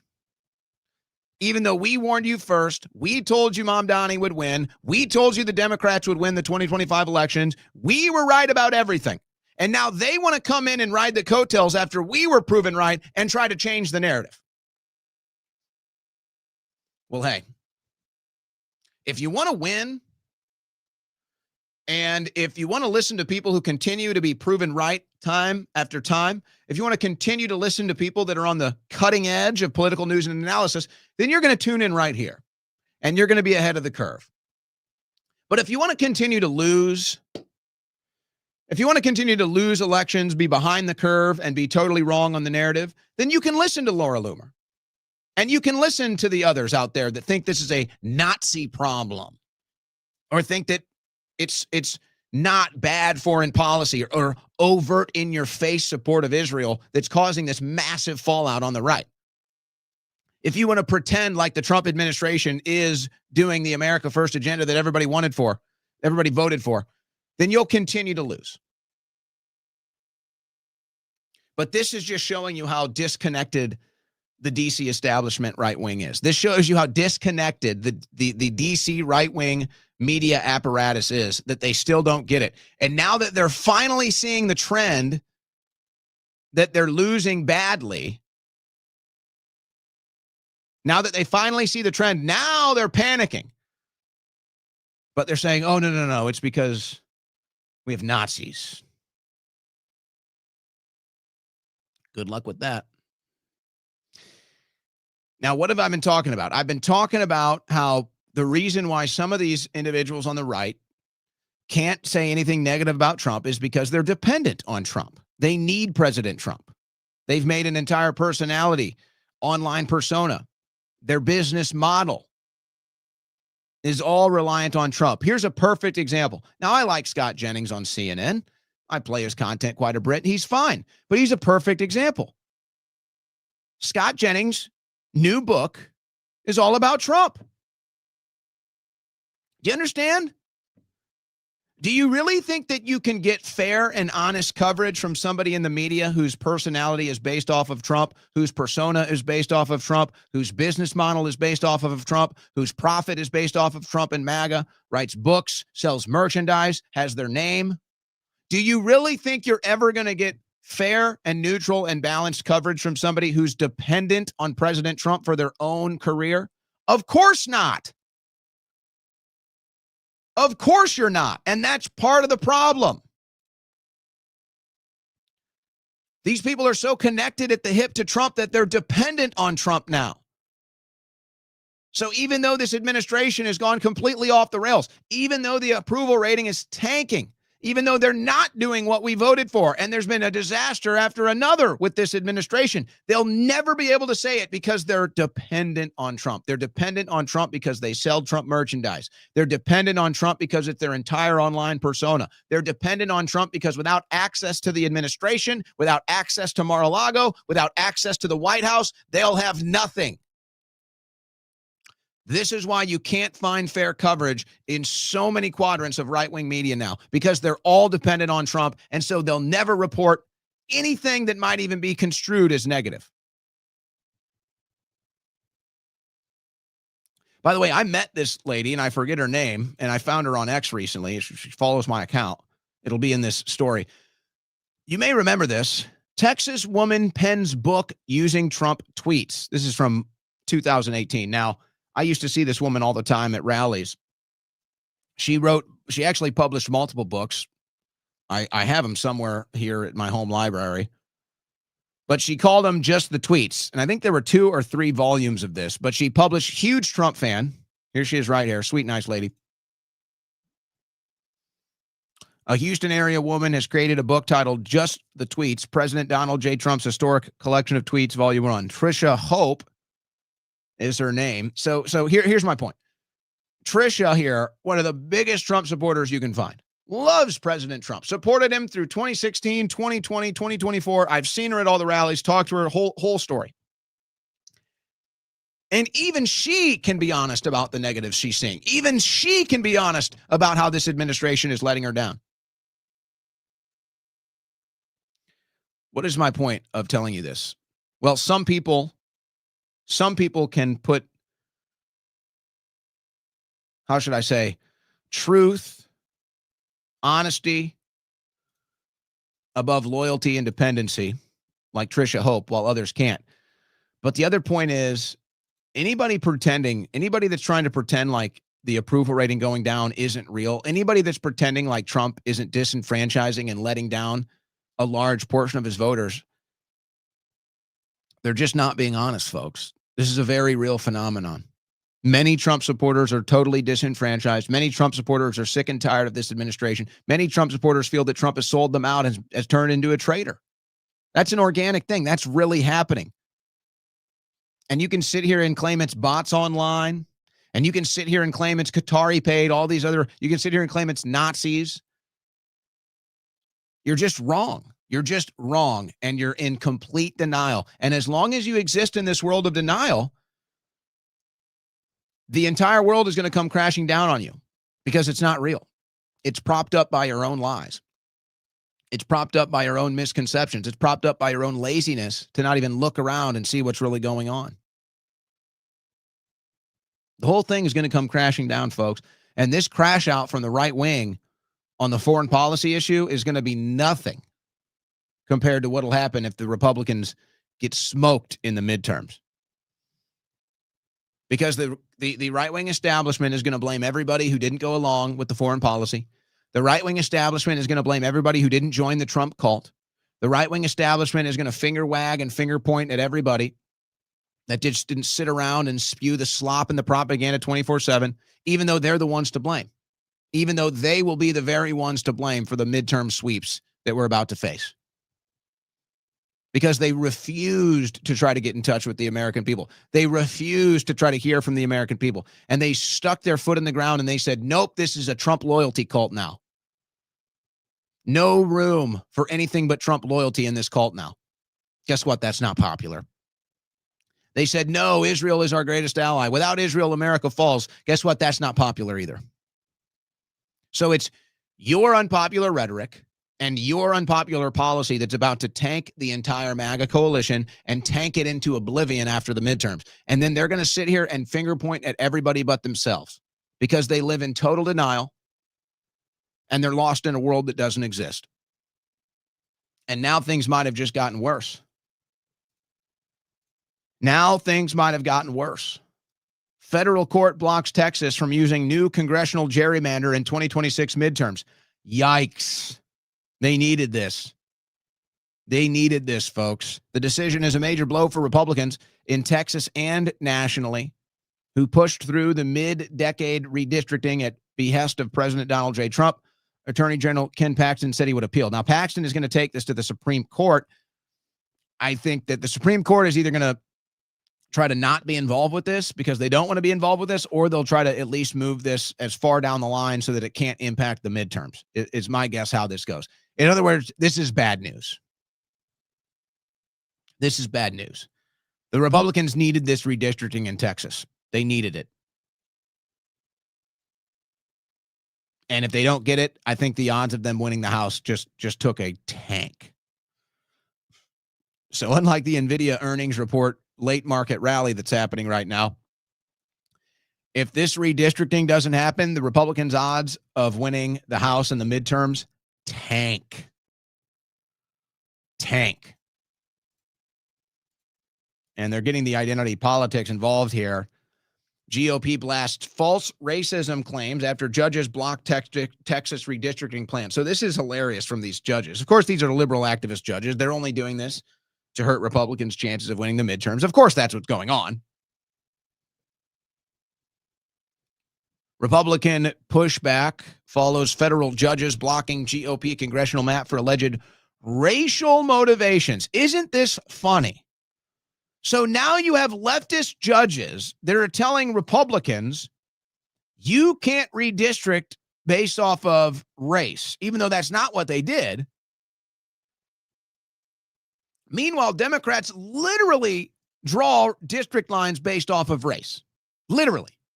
Democrats will redistrict and say we're redistricting based off of race. That's what they say publicly. And no judge has ever stopped them from happening, even though you could probably make the case that that's illegal. So the Democrats say we're redistricting based off of race. No judge says anything. The Republicans say we're redistricting because these districts don't make any sense. Just look at them on a map. And the judge says you can't do that. You can't do it based off of race, even though that's not what they did and that's what the Democrats did. That's Twilight Zone stuff right there, folks. That's political clown world stuff right there. Speaking of political clown world, Caroline Leavitt is quickly turning into Karine Jean-Pierre, and I'm sorry to do that. I'm sorry. And I guess it would probably be nearly impossible for Caroline Leavitt to be Karine Jean-Pierre, because Caroline Leavitt now only has to lie like 5 to 10% of the time. But the problem is that number is going up. That number is going up. But Leavitt is now just turning into the water carrier for President Trump. So she went from really good press secretary to water carrier for President Trump. It's sad to see that happen to Leavitt, but that's her job now. So I don't know if she'll ever be as bad as Karine Jean-Pierre, but she's heading down that path. So she has an interview. Here, just listen to this interview. Miranda Devine from the New York Post. Just listen to it for yourself. But if you look at how this Epstein story sort of evolved over the past week, it's classic Washington hoax. Yes. You have Democrats on the Oversight Committee leaking redacted information to their favorite reporter at CNN, who then pops the story with that redacted information and does not reveal that the unredacted version is available. Let me restart this for you and put this. This is like, how do I present this for you to understand what it really means, what it really shows. This is Caroline Leavitt just reading off administration talking points. This is Caroline Leavitt just reading off propaganda talking points. So think of it like this. Listen to what she's saying. Tell me if anyone in your life talks like this. Tell me if you can find anybody right now. Let's say you have a group of friends you talk politics with, and you're talking about the Epstein thing. Does anything she's saying right here represent your reality? Does anything she's saying right now, you listening to this show, talking to your friends, following the Epstein saga, following the Epstein narrative, watching it, does any of this sound like your experience? Does anything she's saying right here sounds like the reality of the Epstein saga? Imagine, let's have it like this. Let's say this is us at a dinner table with Caroline Leavitt. And we're all talking about the Epstein files and the Epstein drama and everything else. And then Caroline Leavitt opens up and says this in front of your friends that talk politics. But if you look at how this Epstein story sort of evolved over the past week, it's classic Washington hoax. Yes. You have Democrats on the Oversight Committee leaking redacted information to their favorite reporter at CNN, who then pops the story with that redacted information and does not reveal that the unredacted version is available. And the unredacted version proves that the so-called victim in this email is a woman who... Now, what are you looking at your friend like right now? Your friend starts talking like that. What are you looking at them like? Are you rolling your eyes? Are you giving them the, oh, gee, oh, here we go. Oh, my God. You sound like a liberal. This is ridiculous. This is propaganda talking points. Nobody talks like this. Nobody thinks like this. This is not an accurate depiction of this week's drama with the Epstein files at all. Where are you getting this? This just shows you. Caroline, you are so out of touch. It's sad. You're either out of touch entirely or you've just decided to be a Trump propagandist now. This is pathetic. Who is unfortunately deceased, but prior to her death, said on numerous occasions that President Trump never did anything wrong and was... Oh, let's just breeze over that, huh? Let's just breeze over that. Some of the biggest Epstein whistleblowers, some of the biggest Epstein victims have magically all committed suicide. Let's just breeze over that because this is just a CNN talking point. This is just a Democrat hoax. That's what she's trying to tell you. This is all Trump propaganda. She says, Democrat hoax, CNN talking point. Oh, yeah, by the way, the top Epstein victims conveniently all committed suicide as this all was happening, but that's nothing. The real story is how it's a CNN hoax. Listen to yourself. What have you guys become? Who are you talking to? Always incredibly friendly in her interactions with him. And so it's a purposeful leak to try to manufacture this news cycle to drag the president. And we've seen this play out so many times. It is a classic playbook of the Democrats using their friends in the fake news to spin up a narrative about the president. And so we just don't talk. No, it's not. No, it's not. Epstein victims got killed. Epstein was managing money for the most powerful people in the world. Epstein had an island with sex slaves. Epstein was an intelligence asset. Apparently, this thing was so big it has national security concerns. Don't tell me this is a Democrat hoax. Don't tell me this is a CNN spin job. You're insulting my intelligence now. Now you're insulting me. Tolerate it. We don't give in. We just call it out for what it is and we move on. Yeah. And then you get called out for what you've become. A liar, a propaganda agent. And it sucks and it pisses us off because thinking Americans are insulted by this. Can you imagine all of the positives, everything? And Caroline Leavitt, she starts off, she's one of the best press secretaries ever. Totally trustworthy, totally honest, everything. And then they all sell out for what? For what? What are you guys selling us out for? What is it? What do you get out of covering up this Epstein thing? What do you get out of pretending like everything is about Trump all the time? You know that everything's not about Trump all the time? Have you ever stopped to consider, just maybe, that not everything is about Trump? Have you ever thought to consider that? Have you ever stopped and thought, maybe not everything is about the Democrats getting Trump? Just maybe. Have you ever stopped to consider that there might be other potentials out there, that there might be other worlds out there, that there might be other people out there, and not everybody falls into this, everything is Democrats versus Trump? You guys are broken. And you're going to sit there nodding your heads and smiling and saying, this is just a hoax to get Trump. What are you talking about? What are the national security concerns? What are the top victims committing suicide? Whose money was Epstein managing and why? What were the sex slaves up to? What was Maxwell's role in all of this? Oh, it's just a Democrat hoax, a CNN hoax against Trump. You're just insulting us now. Now you're just insulting us. You're insulting our intelligence. And how can I trust you when you're going to stand up there and smile like a political propagandist insulting me? And then they're stunned. They're stunned that the poll numbers are going down. They're stunned that people on the right are getting disenfranchised. They're stunned that men under 40 don't want to put up with this slop. Don't want to be told to consume the propaganda. They're shocked. And so what do they do in their confusion? What do they do in their state of shock? They look around and they say, oh, I know, it's Nazis. You guys are so out of touch with the American people. It's stunning. It's stunning. And it's like you're not even interested in trying to find out what they're really thinking. You're not even interested in finding out what's really going on, why they really want to know about the Epstein files. You're so obsessed in this Trump cult. Your mind is in the gutter. You're like an addict. Not everything is about Democrats versus Trump. This new Trump cult and this new weird propaganda bubble surrounding this administration, this is bad. And that little piece of that interview with Leavitt and Devine shows you how bad it is. And they just have no clue, folks. They just have no clue. I don't think Caroline Leavitt's a bad person at all. I don't think Miranda Devine is a bad person at all. I bet they're great people. I bet they're truly great people. They just don't, they're just not even aware of what they've become.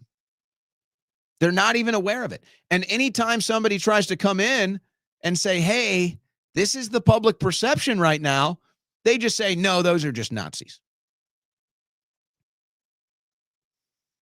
This is embarrassing. And then I guess maybe this is the same fallout. I don't know. It seems like it's kind of the same fallout. It has kind of the same trends and the same loose threads. But Tim Pool made this announcement yesterday about AmFest. And I get invited to this every year and people tell me I need to go. And the truth of the matter is, yes, I'm a political media figure, and this is one of the biggest events for political media figures. And yeah, I should go for my career and I should go for the professional reasons, everything. But, in case you haven't noticed, folks, I just don't like this stuff. I just don't. I'm sorry. I made the decision that, and you know what? It's on me. And maybe sometimes I have to change and you do have to sacrifice. You do have to grind. But to me, I actually think for me, it's better not to go to this stuff. I don't want to be involved with this stuff, folks. I don't want to look establishment at all. I don't want to touch the establishment. I've been offered jobs inside. I've been offered press passes. I always pass. I don't want anything to do with it. And maybe if this administration had gone a different direction, then maybe it wouldn't be as bad. The perception is so bad with you guys now, I don't want anything to do with you. I want to make sure that people know I'm not connected to your propaganda. I want to make sure that people know I'm not part of this inside crew stomping on the feet of Americans, stomping on the hearts and minds of Americans, gaslighting them every day. Oh, the best economy ever. Oh, the Epstein thing was a hoax. I want nothing to do with you. So, yeah, I could go to AmFest and shoot some content and shake some hands and take the pictures and do the whole thing. You know what? I'd rather hang out in Austin, Texas, and, I don't know, go to a ball game or a concert or dinner with friends. Well, Tim Pool was apparently supposed to go. I'm imagining he was an invited featured guest. But apparently he's been canceled. Turning Tim, who does everything he can not to get canceled, and even he's getting canceled.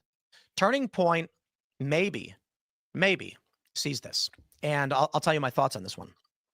I wonder if I represent an anti-interventionist faction. Tucker Carlson does too, as does Candace Owens. And I wonder if that's the real reason. I've not said anything particularly disparaging about AmFest, but they told me I couldn't come. Why? Maybe it's because I said we should stop funding Israel. Maybe it's because I said we shouldn't be giving money to Ukraine. Maybe it's because young people largely don't want foreign intervention, and there are individuals in politics who disagree. So I will say this. I've been given the official reason. I had made hurtful comments. Maybe. I had been told they're full. Hard to do, perhaps. Tucker Carlson is expected to speak there. Maybe it's just it would be too difficult to cancel him. Candace Owens certainly would not be speaking there.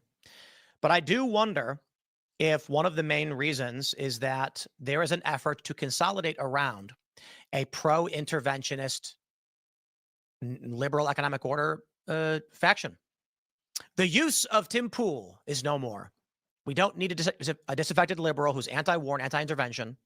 That's not what the movement needs.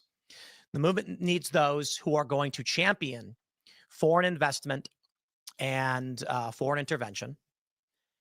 I'm not saying it's definitively. I want to replay what he just said because this is so on point. This is so on point from Tim Pool right here. And if you understand this, you understand what else is going on. And I can tell you, folks, this is going on inside of the administration. This is what happened with Elon. This is what happened with Tulsi Gabbard. This is what's happening to a certain degree with RFK Jr. And it's, again, not everything is about Trump, folks. But this is the Trump administration, so ultimately these things do fall at his desk. But it's not all about Trump. But let me explain here, and then I'll play again what Tim just said. What he said here is perfect.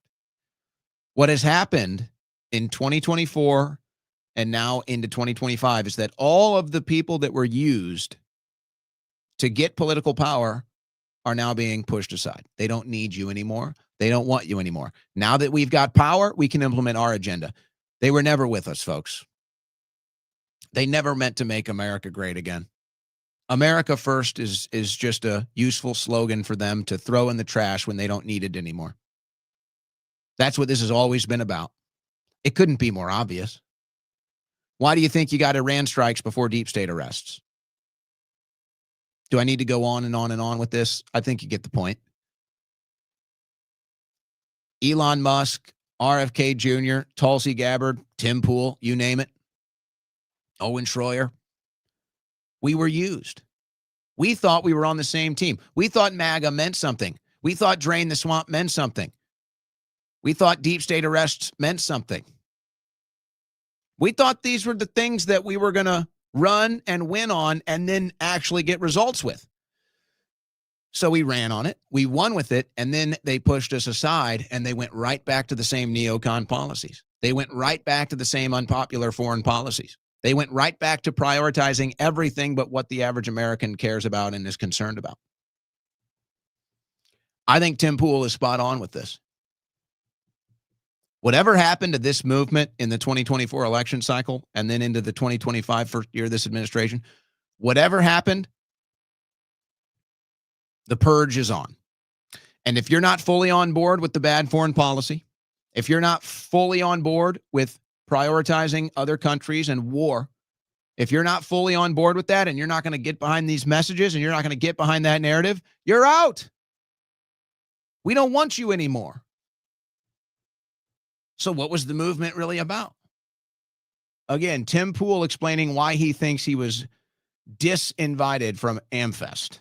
If one of the main reasons is that there is an effort to consolidate around a pro-interventionist liberal economic order faction. The use of Tim Pool is no more. We don't need a disaffected liberal who's anti-war and anti-intervention. That's not what the movement needs. The movement needs those who are going to champion foreign investment and foreign intervention. I'm not saying that's definitively why it happened, nor am I trying to cast aspersions nor impugn the honor of anybody. But I think one of the principal rifts right now is that young people do not care about our involvement in these foreign countries. They want to know how they're going to buy a house and have a family. But I believe if you're going to change this, you need an organization that reaches students that's going to advocate for a worldview that sees it the other way. And so maybe, I'm sure there will be many thoughts, critiques, commentary. I'm sure there will be lies, manipulations, insults, insinuations, all those things. I don't know. I'm going to do my thing. Do not care about our involvement in it. So this is the point where Tim Pool separates himself from whatever this administration has become. And actually, Tim, not that you're one of these dependents on the administration. Obviously, you're not. But this is actually the best thing that could have happened to you, Tim. Because you are anti-establishment. And you are anti-war. And I know people give you a hard time. And maybe rightfully so. You try your best to not get canceled. And you try your best not to get your show taken off YouTube. And that's fine. That's a career decision you've made. You're transparent about it. I don't think you're hiding anything. But this is where you separate yourself. And this is a good thing for you, Tim. I'm actually glad to see this from Tim Pool. Because first, Tim, I think, goes with his instincts, goes with his political instincts and what he sees and hears. And he says, okay, I think that this is why I've been disinvited. Okay, so he shows his political instincts are still in tune with what's really happening.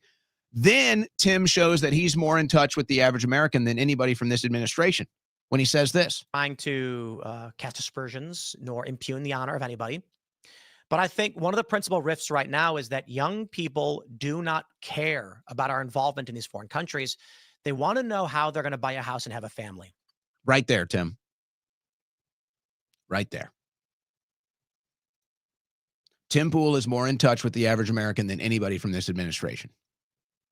From that, just that comment alone proves it. And there's, for whatever reason, this denial. There's this denial happening in D.C. that that's the case, and they want to say it's Nazis or it's this or it's that. No. This foreign policy has been tried for decades, and it's failed. The foreign policy in the Middle East has been a disaster, and it has a very low approval rating. Americans don't care about the Middle East. They don't want to hear about the Middle East. They don't want to hear the plight of Israel. It's all they ever frickin' care about in Washington, D.C. is, what about Israel? The American people don't care. Yes. Well, that's what I'm saying. Like, what do these people in D.C. think? Oh, my gosh, I wake up and my coffee is, a cup of coffee is $5. And I think, well, at least we're taking care of Israel. They go to the gas station, $3.50 a gallon. Oh, at least Israel's taken care of. They go to the grocery, $300 grocery bill to feed their family. Oh, but thank God I can barely afford this. I'm broke, but thank God we're taking care of Israel. Thank God we're managing the Middle East. They get their energy bill, record high energy bills. Well, I think I might have to delinquent this month on my energy costs, but at least we're prioritizing a foreign country in the Middle East. What do you think Americans are thinking about? How do you think Americans are dealing with all of this? You guys are so delusional. It's almost unbelievable. But I say to Tim, this is the best thing that's ever happened to you, Tim. This is the best thing that's ever happened to you because as you clearly see, lines are being drawn, cellular separation is happening, and Trump is now the establishment. Now, is he better than the last establishment? Is he force for good, force for bad? Have the debate, okay? But I'm just saying, now this administration is the establishment. Now they're pro-war. Now they support bad and low approval foreign policy. They're totally out of touch with the average American. They're totally in denial that they're out of touch with the average American. And Tim, you just proved you still represent the average American. You still proved that you still understand where the average American is coming from and where this administration is falling short. So this is really the best thing that could have happened to you, Tim. And maybe you wanted to go to AmFest, maybe you didn't, maybe you don't care.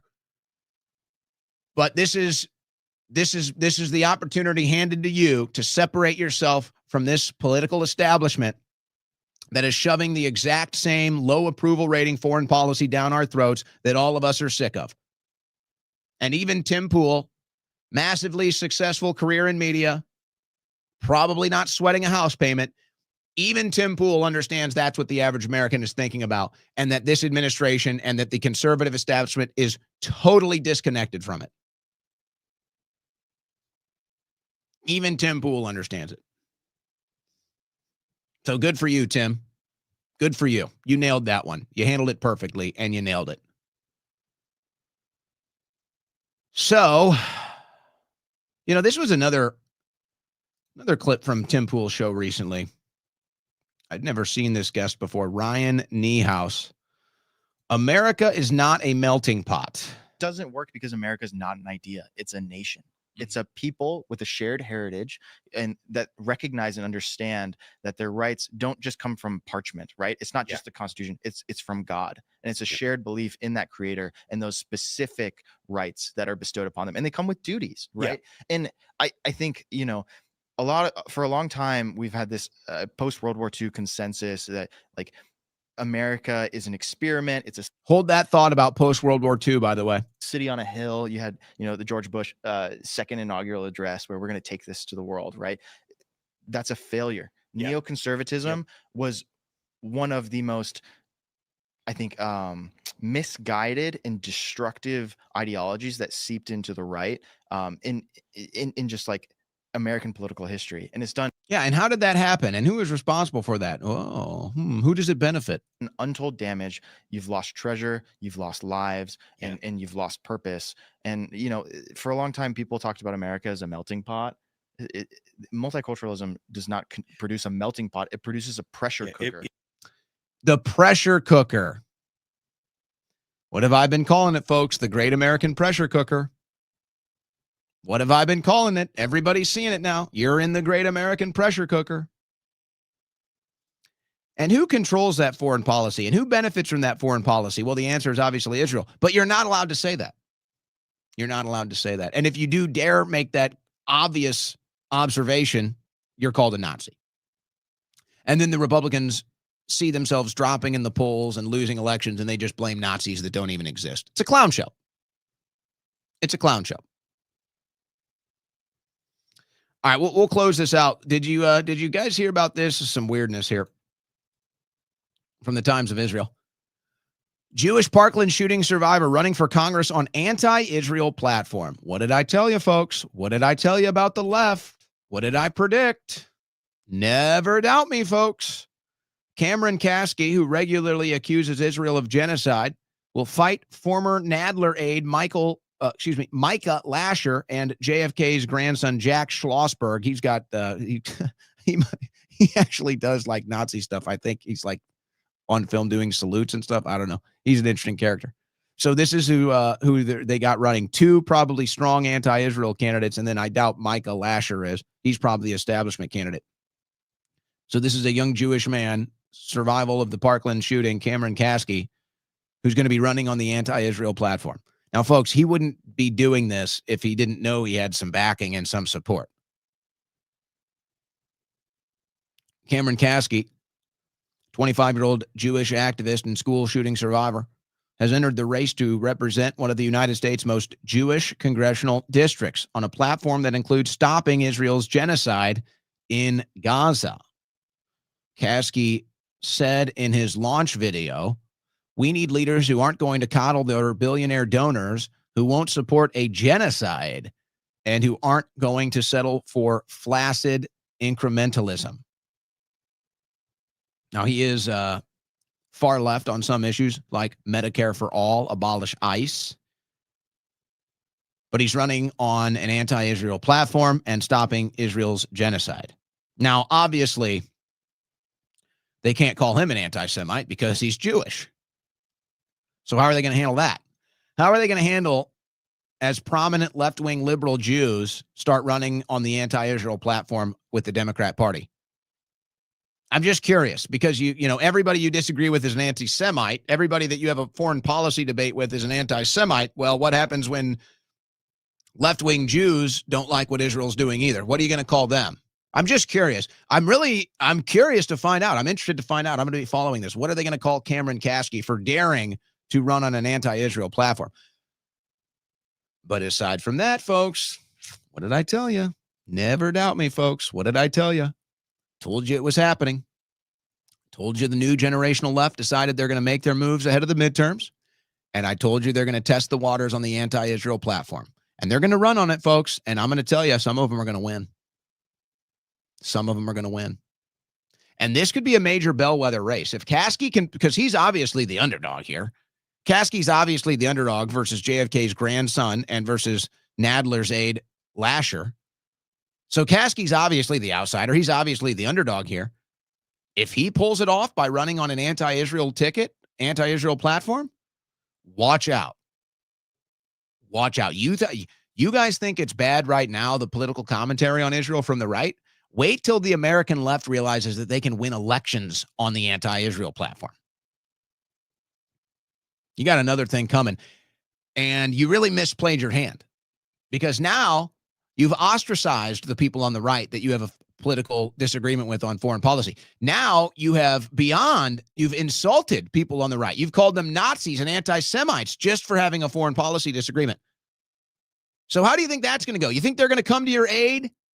You think they're going to back you up when you try to take on the radical left that's running on the anti-Israel platform? How do you think that's going to go? These people don't realize they've built walls and they've kept everyone else. They're isolated. They're alone.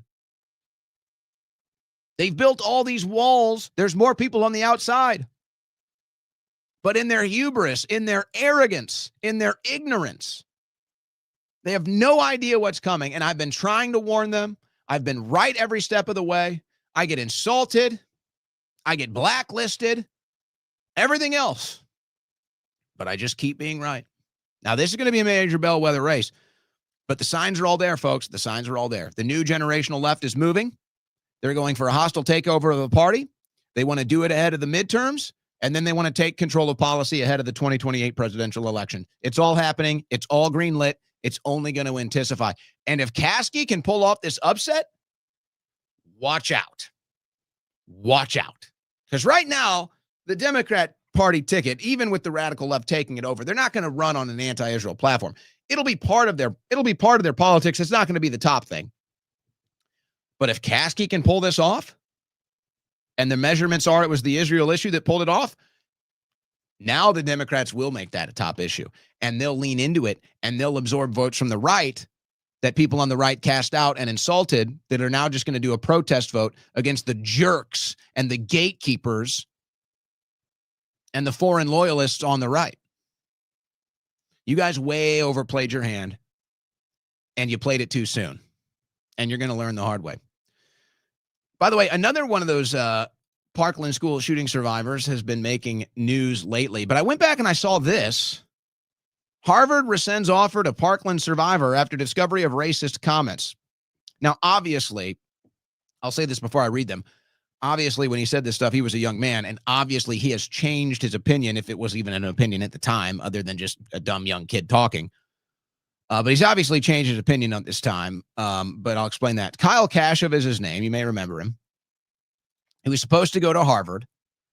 And then somehow Harvard discovered that when he was 16 years old, he had published messages using the N-word and saying phrases like "kill all the effing Jews," according to the Huffington Post. Now, is Kashuv, he might be Jewish himself. I don't know.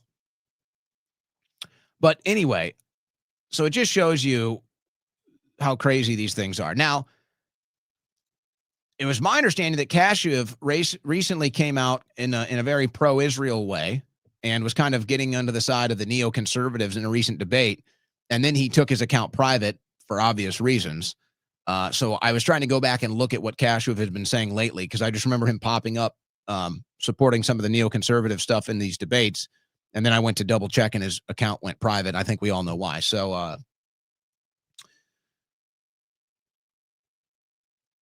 I wonder, though, there were signs that he might get politically active. He was kind of the one guy on the right that looked like maybe he wanted to get politically active. And maybe he got scared off of it now. And so you got Hogg and you got Kasky on the left that are now becoming overtly involved in Democrat Party politics and might even be involved in this new hostile takeover of the party from the young generational left. Might just be the case. All right. I got more on this. We'll have to get to it on the other side of this break of the hour coming up here, because I've closed out the second hour. So, since that is the case, I'm waiting, though. I am anxiously awaiting. I made the announcement yesterday. I discovered something. I can't believe it, how I'd missed out on this my entire life of drinking coffee. I didn't know this. And now I do. I have to make the adjustment. And that is, light roasts have more caffeine than dark roasts. I can't believe I missed that. So my favorite bags of coffee at blackoutcoffee.com had been the dark roasts. The Brutal Awakening, the Pitch Black Espresso was my favorite. And then I learned that light roasts have more caffeine and I have to rethink everything. So I'm waiting for my bag of Smooth Finish to arrive, and I'll give you the review on that. Nothing but 5-star reviews on the site, by the way. Go look for yourself, blackoutcoffee.com/Owen. Use coupon code Owen to get 20% off your first order. Coupon code Owen, good for 20% off your first order. Blackout Coffee is the official coffee of the Owen Report. And, okay, yeah, you can go get a bag here of their premium coffee. I know you're going to love it. If you're a coffee drinker, you're absolutely going to love it. But have you tried their instant coffee? I can hear you right now. Oh, and I don't drink instant coffee. Instant coffee doesn't taste good. It's watered down. It doesn't have the bold flavor or the punch that I like from my coffee. Well, that's because you've never tried premium instant coffee from blackoutcoffee.com. I'm telling you, the best instant coffee you're going to find. Instant coffee with the same bold flavor of a full pot of coffee. It's the only instant coffee I've ever found that can deliver on the full flavor and actually scratch that itch of needing a cup of coffee. Give it a try. 32 single-serve packs, 100% Colombian Arabica coffee. And I'm telling you, folks, instant coffee doesn't get any better. Okay, you know what? I like the single-serve pods. They got you taken care of, too. Blackoutcoffee.com, single-serve pods. The Jelly Donut is back in stock. This thing was their new introductory product. It sold out immediately. It's back in stock. You can get the regular Brutal Awakening or the Morning Reaper, their normal roasts. And then they got other flavors, cinnamon, French toast, blueberry crumble. If you're getting into the mood for the Christmas season, they got you covered. They've got candy cane, peppermint mocha. Oh, they actually just added a couple new ones. I didn't know this. They've added a couple new ones. This one's already sold out. Apple, cinnamon, French toast flavored. Well, you're going to have to wait. You're going to have to wait till that one is back in stock. Already sold out. Blackoutcoffee.com/Owen. Coupon code Owen to get 25% out. Blackout Coffee, the official coffee of the Owen Report, the official coffee of American patriots everywhere. You're listening to the Owen Report on the Win Network.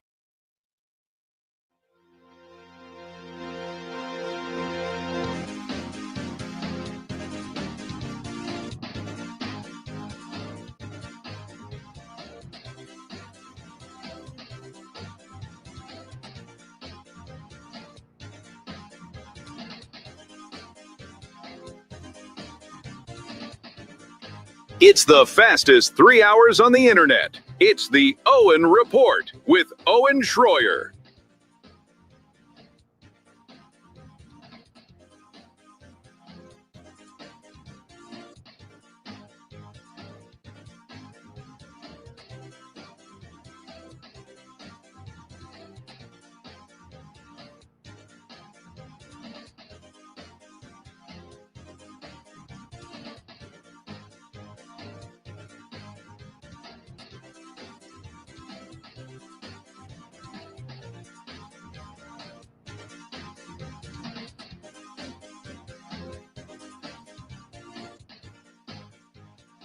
All right. There's some breaking news out of Venezuela. A petrochemical plant explosion, a very, very large petrochemical plant explosion is breaking right now. So I was looking into that during the break. May follow up with that when we get into the geopolitical content for today. Take a look at this. I think this kind of explains maybe some of the challenges that we're facing right now with some of the political issues, geopolitical conversations we're having. So we played the clip yesterday, or maybe it was Monday. Eric Adams in Israel saying how grateful he was to serve Israel as his time as New York City mayor. That's literally what he said. He served the people of Israel. So that's an odd thing for the mayor of New York City to say, but he said it. So, okay. But don't say our politicians serve Israel, even though all the evidence and even they say it, even though they admit they serve Israel. Don't say that or you're an anti-Semite. So I found this funny. Dylan Saba, he got 4 million views on this post because it's hilarious. He says, increasingly things are happening that are literally impossible to describe without sounding anti-Semitic. Yeah, that's kind of the problem. But see, that's how you see the whole thing as a psyop, folks. That's how you see there's a foreign propaganda operation happening. And of course, Israel is trying to protect its own interest. I wish our country protected our interests like Israel protects our interests. I wish people were as loyal to America as people are loyal to Israel. We wouldn't have any of these problems. If people were as loyal to America as they are to Israel, we wouldn't have any of these problems. If people fought as hard to save America as they do to fight to save Israel, then we wouldn't have any of these problems. So yes, Israel is running massive propaganda operations to scare you out of even talking, even having a debate on foreign policy, even suggesting that maybe Israel is not our best ally, maybe even suggesting that we need to decouple from the Middle East or divorce from Israel. You're a Jew hater. You're an anti-Semite. What? I'm just talking about foreign policy. What the hell's going on? So that's what they do. They inject Israel into everything. They prioritize Israel into everything. And then they have the chilling effect where if you dare even say it, you get called an anti-Semite. So they think they've put you in checkmate. The only thing is, the only way you're in checkmate is if you stop talking. The only way you're in checkmate is if you censor yourself. And that's what they want. You can't say Eric Adams serves the people of Israel. Well, what do you mean? He said it. You can't say that Israel is the biggest benefactor of our foreign policy in the Middle East, except that they are. Well, you can't say that. Or you're an anti-Semite. No, I'm not. So that's the propaganda. That's what they want. They want you to sit in fear of the attacks. They want you to sit in fear of being called a hater or an anti-Semite or a Nazi just for making a neutral observation on foreign policy. Just for making a neutral report on things our politicians prioritize and what they do and where they do them. That's the whole purpose of this. To make it so overtly in your face that our politicians are loyal to a foreign country, to make it so obvious that our politicians are loyal to Israel, make it so obvious that then when you just say it, they call you an anti-Semite so that you're afraid to say it, even though it's the most obvious thing that you've ever seen in American politics, even though they say it with their own actions, with their own words. You're not allowed to say it. Ted Cruz is back talking about Israel. This guy talks about Israel more than he talks about Texas. It hit me today when I saw this clip. Ted Cruz talks more about Israel. Ted Cruz is more concerned about Israel than he is about Texas. I never hear Ted talk about Texas. When was the last time you heard Ted Cruz say anything about Texas? Where is Ted Cruz on the redistricting decision? Ted? No, it's Israel all day for Ted, for Tel Aviv Ted. And I like Ted Cruz. He's probably going to win another election if he wants to. If he wants to run for Senate again, maybe he tries to run for president again. I don't know. But they call you Tel Aviv Ted for a reason. You talk more about Israel than you do about Texas, Ted. Who do you represent? See, this is where they're really going to anger people. And you're seeing this more often. This insult, this propaganda that it's America that needs Israel. This has to be the most insulting. This has to be the most offensive, disgusting political propaganda. And anybody saying this, you're really sick. Or I'll be a little more friendly. Anybody that says America needs Israel, you look like a really sick person. The perception of you after saying something like this, Roseanne, you look like a really disgusting person. And I'm sorry, but you look like you're politically retarded. You look like a foreign loyalist. You look like a political retard. And this is one of the biggest insults that you can tell an American patriot, that somehow his livelihood in his country is reliant on Israel. This is beyond an insult. This is an insult to the idea of the Declaration of the Independence. This is an insult to the idea of what it means to be an American. This is an insult to the idea of the power that America has built in this world with free market independence and our people. And then you are going to come up here and say, you didn't do that. You didn't build that. You couldn't survive without Israel. It's one of the most disgusting insults that you can throw at an American. And it makes you look like a political retard. And it makes you look like you're a traitor. You look like a traitor when you say this. I don't know that if America's turning on Israel, then America deserves what's going to happen to them for it. It'll be worse for America than Israel. It will, because Israel will just move on to India and other countries. So once Israel has leached all it can off America, once this tick of a nation sucks the blood out of America and America's a shriveled husk and says, please, you've sucked all the blood out of me. I'm dry. I'm blood dry. I'm about to die. Can you just leave me alone? Can you just leave me alone? Haven't you sucked my blood enough? Just leave me alone, Israel, please. Israel says, yeah, okay, we've sucked enough of your blood. We'll move on to India. That's what she just said. Listen.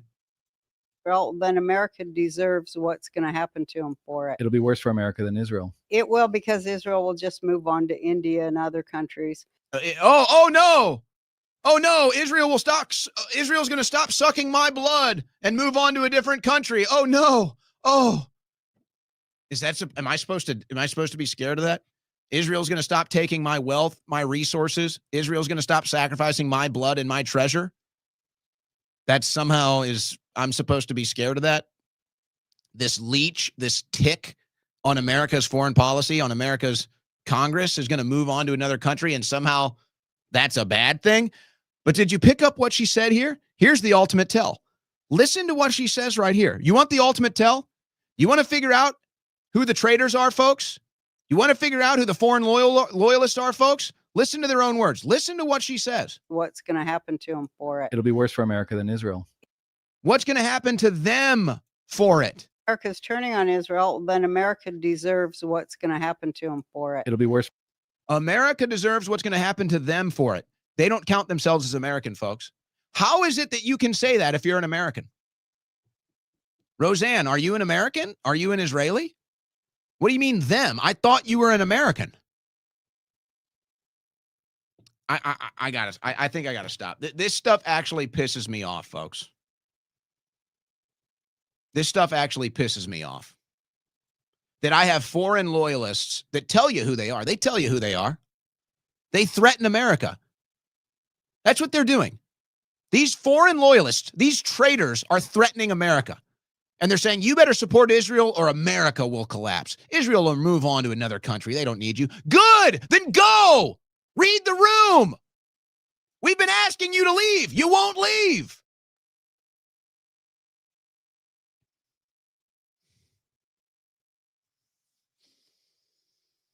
And then they just tell you. Yeah, they deserve what's going to happen to them if they're not loyal to Israel. They deserve what's going to happen to them. We're the supremacists here. We're in charge. You owe us everything. You owe Israel everything. And if you don't do that, you're going to deserve what happens to you. I thought you were an American. What are you talking about? America needs Israel? You know what? Keep it up. Keep it up. Say it 10 times a day. Say it 100 times a week. Get on the biggest platforms you can and say that 1,000 times. I'm dead serious, Roseanne. All of you Israel loyalists, I totally support you now. I want you to get on every major platform, and I want you to tell every American that if America does not support Israel, Israel will move on to another country. And I want you to tell every American that they're going to deserve what they get. They'll deserve what happens to them if they don't sacrifice their blood and treasure for Israel. I want you to tell every American that. I want to make sure every American hears that message, actually. I want to make sure that every single American hears Roseanne Barr say that America needs Israel. I want to make sure every American hears Roseanne Barr that say, you deserve what happens to you, America, if you don't support Israel. I want to make sure every single American hears that loud and clear. Let's make sure, Roseanne, do every TV show you can. Get on every big podcast you can. Get on every major network you can and say that every single day, that America needs Israel, and that if Americans don't support Israel, then they deserve to collapse, and Israel will just move on without them. Just make sure every American hears that message and see how it goes. Meanwhile, now, if you follow me, you know I've been warning about this guy. This guy sabotaged January 6th lawsuits. This guy lied about what was going on in his cases.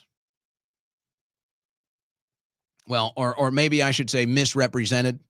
I don't even want to get into it because I don't even like giving this individual any attention.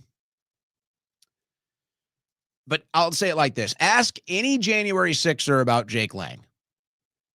Ask any January 6er about Jake Lang and see what they say. Just ask any single one. Ask any of them. Any of the thousands of January 6ers and see what they have to say about Jake Lang. So Jake Lang goes to Dearborn, Michigan, a major Muslim town, and he runs around with bacon and threatens to burn a Quran, I think. I'm gonna check out.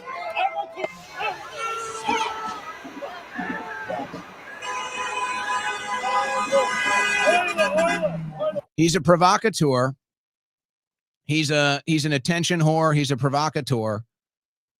And so he goes to Dearborn, Michigan in front of a bunch of Muslims, waving around bacon, insulting their religion, everything else. He's carrying a cross. You know, he's a Christian, right? He's standing up for Christian values. He's standing up for Christian values, starting fights with Muslims and insulting them and getting in their face and going to their communities. So whatever. This is who Jake Lang is. He's always been a provocateur. He's always been an attention whore. But so now he's out there as the strong Christian. Jake Lang is the strong Christian man, and he's standing up against the Muslim invasion. Ask any January 6th or what they think about Jake Lang. So Jake Lang, he's carrying the cross. He's representing Christians. He's standing up against Muslims. Really? Who's that? Is that Jake Lang?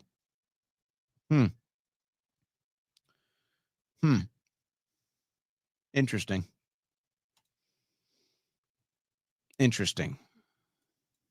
All right. Let's step away from that. Elon Musk talking about how to end poverty, or how he thinks will end poverty. He thinks AI, engineering, and robots are the answer. Here's how he explains it. But AI and humanoid robots will actually eliminate poverty. And Tesla won't be the only one that makes them. I think Tesla will pioneer this, but there will be many other companies that make humanoid robots. But there is only basically one way to make everyone wealthy, and that is AI and robotics. And we can't talk about robotics without AI.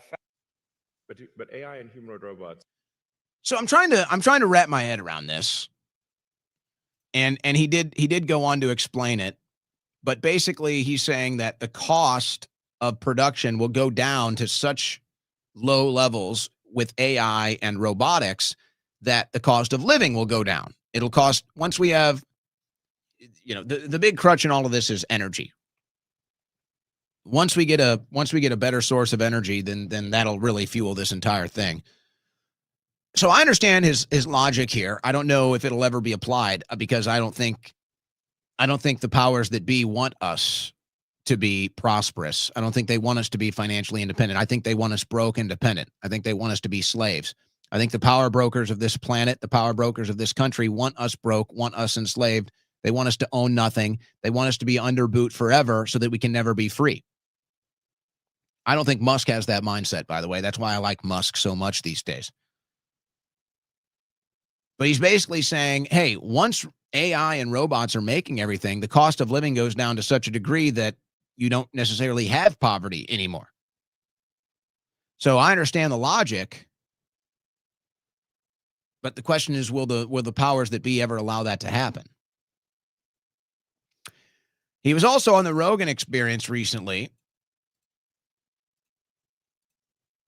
talking about how AI needs consistency. It just needs to be consistency. So if it's okay to have, let's say, Black or Asian or Indian or a pride, it should be okay to have white pride too. That's just a consistency question. But if it's okay to be proud of one religion, it should be okay to be proud of, I guess, all religions, as long as part of that religion is not like exterminating people who are not in that religion. So it's really just ensuring consistency to eliminate bias. So if it is possible to be racist against one race, it is possible to be racist against any race. So, of course, logically. Yes. Yeah, and arguing against that's when you know you're captured. It's a logical inconsistency that makes AIs go insane. And people go insane. Yes. It just needs to be consistency. I like that. So if it's okay to have, let's say, Black or Asian. That's my buzzword. Thank you, Elon. That's all we're asking for is some logical consistency here. That's all. That's all. Hey, by the way, in case you missed it earlier today, I had a great Ask the Doctor episode with Dr. James Thorpe, and we were talking about this and other issues. Our third episode of Ask the Doctor. Hope you're tuning into that. We're trying to grow that show. A lot of good, interesting topics. I don't really get into much health news on this show. I save it for the Ask the Doctor show. But we did talk about this. And we talked about the continuation of the COVID side effects. Now the Trump administration has let us down. Paige Greco, Paralympic cycling gold medalist, dies after sudden medical episode at age 28.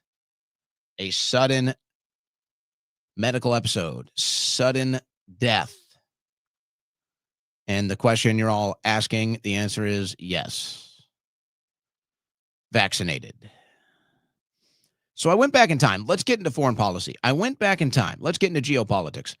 I went back in time to October 19th, 2024. And Wikipedia shared this from Alex Karp. The U.S. will very likely fight a three-front war against Russia, China, and Iran, Palantir's Alex Karp says. CIA-funded data mining company Palantir is supplying Israel's military and intel agencies with AI systems that generate targets at an unprecedented rate. So, Palantir, I guess, is what was being used for Israel to kill 70,000 people. And Palantir is what's been used by the U.S. government to strike the boats in the Pacific Ocean, the Gulf of America. They've killed at least 80 people. So I guess that's all Palantir technology. I don't know the entire process that goes into making those decisions. But for Karp to say that a year ago, and now here we are now, how do we feel? Do we feel we're closer to that, farther away from that? Is that still the agenda? What does Karp know?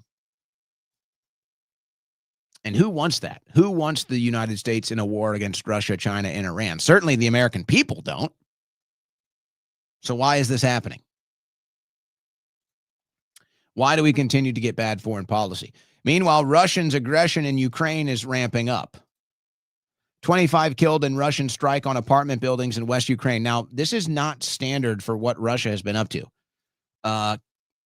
Civilian casualties are not common so much in this war, specifically not Russia causing them. So them to strike an apartment building is odd. Some people think it's a false flag, but nonetheless, there it is.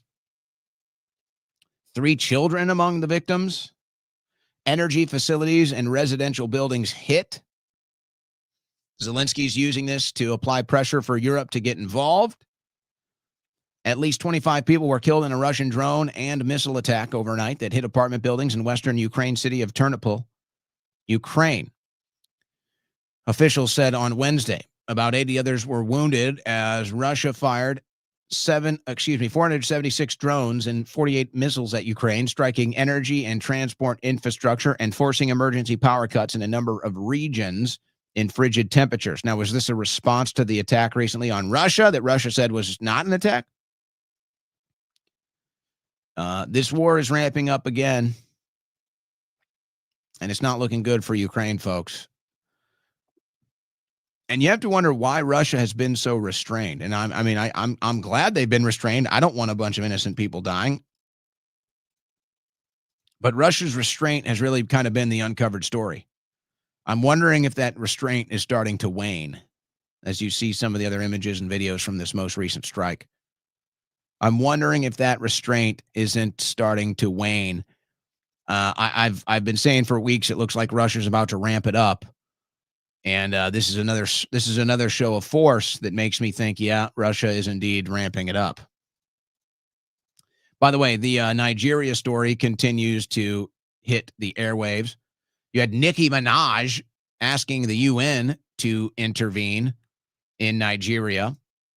And then new videos have surfaced of another attack at a Nigerian church service in Nigeria. Video captures the first moments of a gun attack in which at least 2 people were killed and the pastor and worshipers were kidnapped. Nigeria's government has rejected recent U.S. allegations of a genocide against Christians there. So the pushback is that this is part of an ongoing war, and it has nothing to do with politics or religion, let's say, perhaps better to say religion, that it's not just Christians that are being targeted, that there's just an ongoing war in Nigeria, and it's a turf war.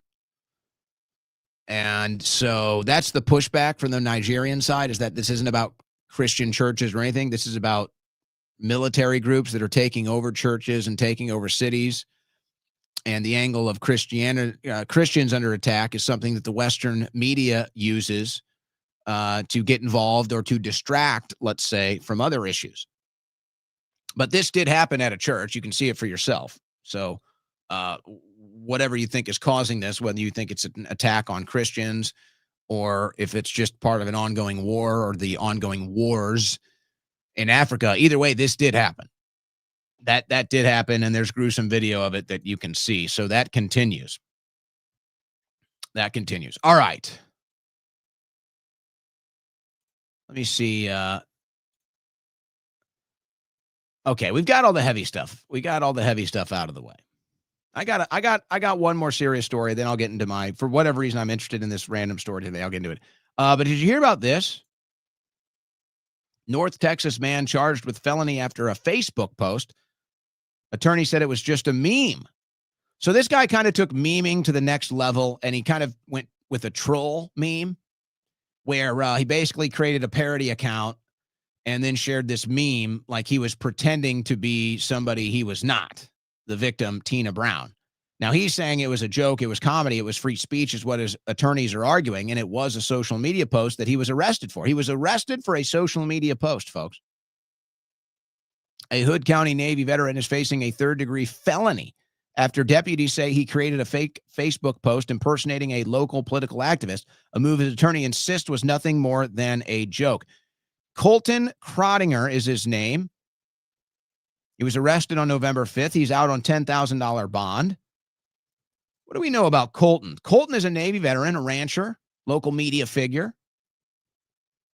And he's now another speech prisoner. Another speech prisoner in the United States of America.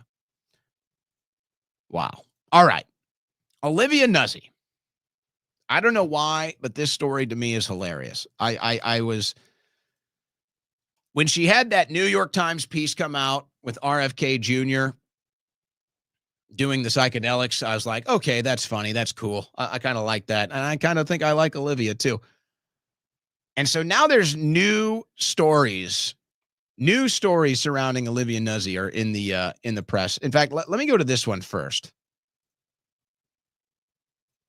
Let me go to the headline. Let's really set this up. Ex-fiance.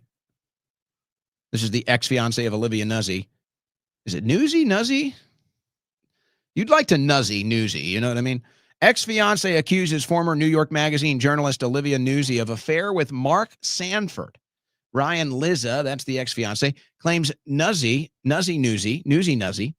I'd like to Nuzzi with Nuzzi, had a romantic relationship with former South Carolina governor she profiled. Okay. So there's a trend here. Olivia Nuzzi tries to, it looks like she tries to exchange maybe some romance for a story. It's kind of the perception of this. She exchanges romance for a story. The political reporter, who has written a book about an alleged digital romantic relationship with RFK Jr. on the campaign trail, was accused by her ex-fiance on Monday of having a romantic relationship with former South Carolina Governor and Congressman Mark Sanford. Olivia Nuzzi, the journalist who parted ways with the New York Magazine last year over the explosive revelations, reportedly had an intimate relationship with Kennedy, whom she covered for the publication. So now more is coming out. A lot more has come out since, actually. So people found this. Look at this one. Oh, they're going to be digging. I'm guessing this is not the last. So this is Olivia Nuzzi in September of 2019. I'm guessing this is when the alleged affair with Mark Sanford took place. She posted this with some pictures. I spent some time in South Carolina with Mark Sanford for New York Magazine. Somebody replied to the post, he looks happy. She says, I tend to have that effect. Olivia, you dog. Olivia, you dirty animal. You need a bonk. You got to get a bonk, Olivia. Good Lord. It was all right there. I think more is going to come out on old Olivia, old Nuzzi. Oh, my goodness. Nuzzi. The infidelity saga of RFK Jr., Olivia Nuzzi, and her ex is unspooling. It's like they've opened all their trench coats. The rollout of reporter Olivia Nuzzi's memoir has led Ryan Lizza airing out her alleged affairs and is fueling a dangerous stereotype about journalists. This is a tell-all book about tell-alls. Is this the tell-all headline? That was my joke. Did I get the right headline? She's writing a tell-all book about tell-alls. Yeah, here it is. Would you like a tell-all book about tell-alls? Everything about Olivia Nuzzi's new memoir is hopelessly messy. From revelations of affairs with big-name politicians to the unearthing of a MySpace-era pop song. That's right. People went back and they found she tried to be a pop star at once when she was younger. She tried to be a pop star, but it didn't hit. No pun intended. So anyway, she started hitting news stories. Olivia, Olivia, I didn't know you had it like that. I respect it, Olivia. And I'll tell you why in a second. Yeah, here's the headline. The tell-all book about tell-alls. Olivia Nuzzi's tell-all book about tell-alls, once linked to RFK Jr., is telling her story, The Truth About Tell-Alls. Olivia Nuzzi. It's being exposed as, I don't know what you want to call her. What do you want to call her? I don't know. I'm just going to call her Nuzzi is what we're going to call her here. Nuzzi. She's writing the tell-all book about tell-alls, where she's going to tell it all. Megyn Kelly weighing in.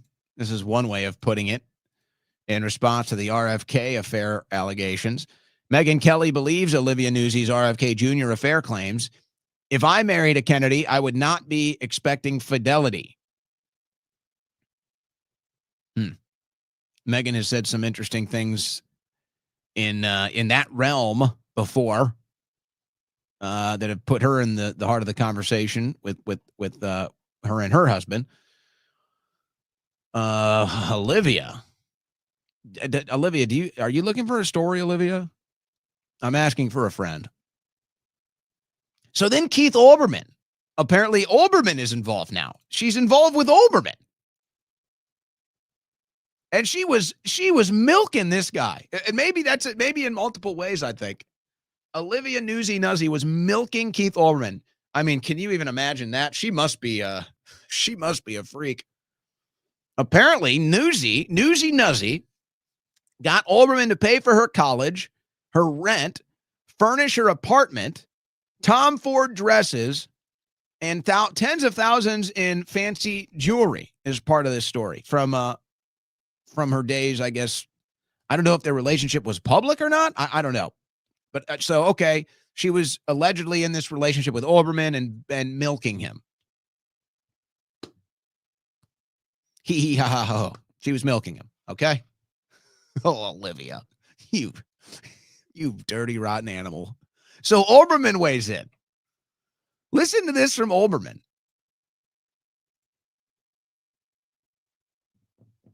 Olivia and I lived together for 4+ years. That's 4 birthdays, 4 Christmases, 4 anniversaries. That's like $1,250 of jewelry per celebration. And her apartment was a writing studio. And I made a lot of money then. What was I supposed to do? Get her a lot of gift certificates from Kmart? I got to say, Keith Olbermann, who's like out of his mind, bat crap crazy. This might be the smartest thing he's ever said. I have to give Keith Olbermann credit. Keith, I'm with you on this. I'm with you on this. Now, I don't know the nature of your and Olivia. I don't know the nature of that relationship. I don't know who was milking who. But obviously, whatever was going down, it was all mutual. So more power to both of you. Good for everybody. Keith, I'm with you, dog. I'm with you. If Olivia is taking care of you and you want to take care of her and there's no drama and everything's mutual, Keith, good for you. You took care of her and there was no drama. I salute it. I salute it. I say more power to everybody involved. Now, the people that may be getting their heart broken finding out that there was a lot of milking going on, that's a separate story. Good luck. Welcome to the world of politics. Oh my gosh. You know her song when she premiered trying to be a pop star at the age of 17, her star under the name Livy was called Jailbait, a hypersexualized underage girl with a camera phone with her pop star song Jailbait. Well, it didn't work out for her. So she decided to dive headfirst into the world of politics. I think Olivia Nuzzi is hilarious. And so when she posted this January 19th, 2015, she posted this. Why does Hollywood think female reporters sleep with their sources? You dirty animal.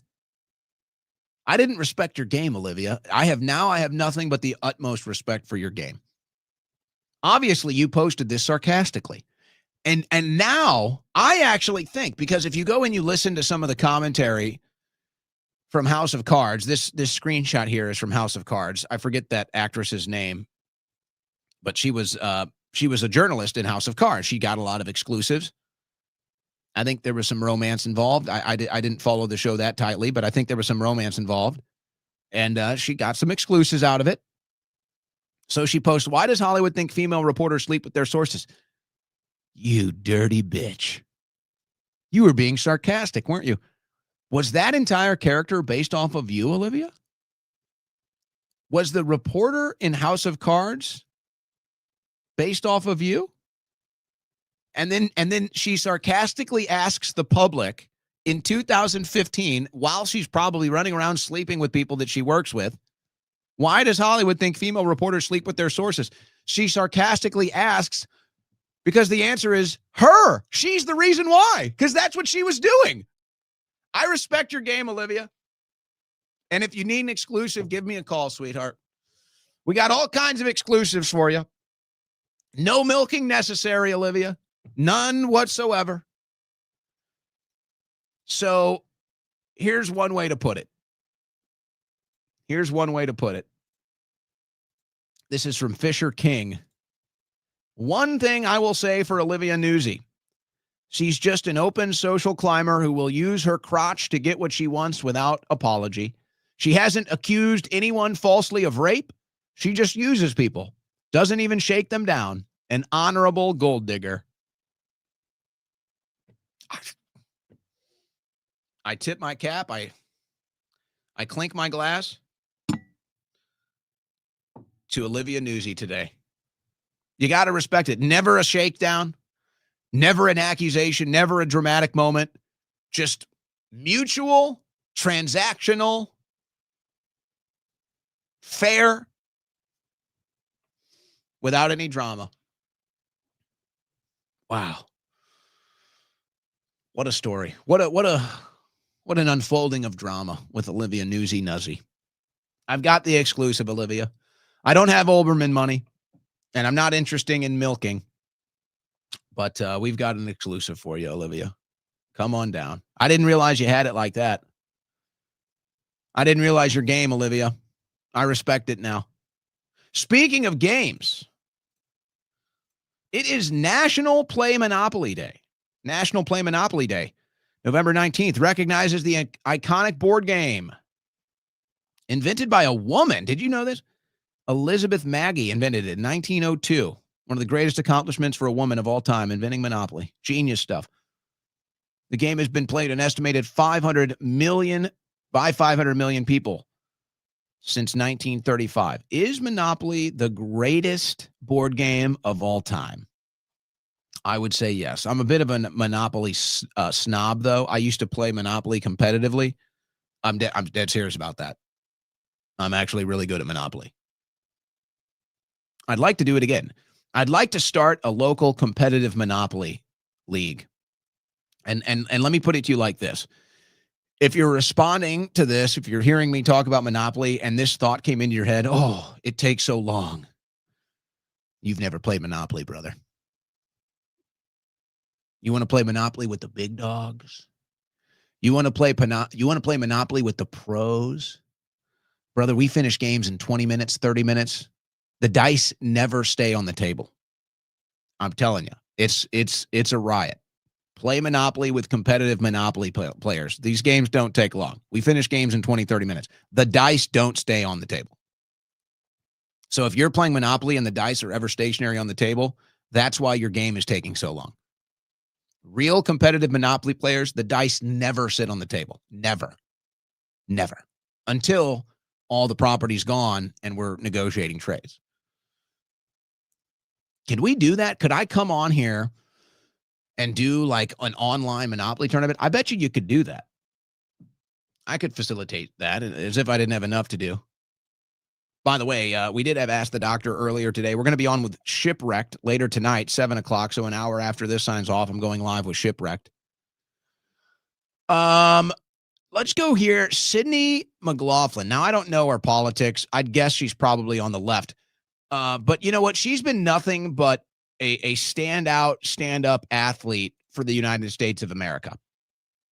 I have to give it. She always conducts herself. She always carries herself with the highest respect, the highest regard, the highest sportsmanship. She's the type of American athlete that you like representing the country on the national stage. And this clip has been going viral, so I thought I'd share it with you today from gold medalist. I think she holds some sprinting records as well.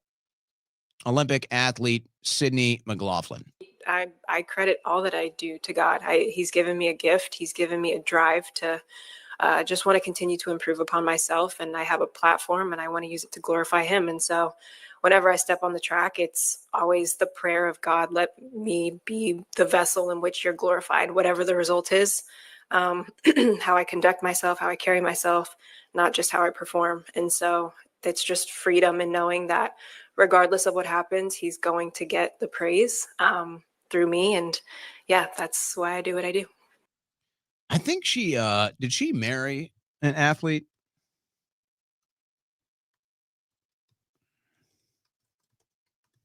I think she might have married an athlete. Yeah, she did. I don't know if he's still playing, but she did marry a football player. I don't think he plays anymore. Andre Levrone. Well done, you two. Good for you two. Good for you two. All right, let me see if we want to cover any other content here. Let's see if there's anything else we want to get to. Got some other things on the docket we could do. We could maybe take... Oh, I meant to bring this up earlier. Remember about World War II and the whole honeypot mythology after World War II? You remember that? Well, take a look at this graph. After World War II, the whole melting pot, the whole melting pot idea of America needs more immigrants and everything. It all happened after World War II. So apparently World War II was fought to preserve the West, preserve Europe, preserve Western culture. And then this is what happened. Western culture continues to die, and the percentage of the population of European descent continues to plummet. So who really won World War II? You wonder when you see stuff like that, you know? You wonder. Anything on Drudge we missed today? You got Melania in the news. They're saying the White House intervened to protect Andrew Tate. Let's see, anything else going on here? NFL might go to Paris. The Saints might go to Paris. I'm sick of these international football games. NFL regular season games should only be played in America. Anything else is dirty communist propaganda. Wall Street exhales after NVIDIA earnings. Bubble concerns remain, but I'm guessing this rally is going to persist through Christmas. Where are we at right now? We're doing good. Yeah, markets were very uncertain this morning. They were down. Then there was a pause when they waited for the NVIDIA call. Then it went out, and now the markets are up. So that probably means a strong Christmas rally, but I'd be careful in 2026. I'd be careful in 2026. We'll continue to monitor that. We'll continue to monitor that. So I guess that gives us some time here before we sign off.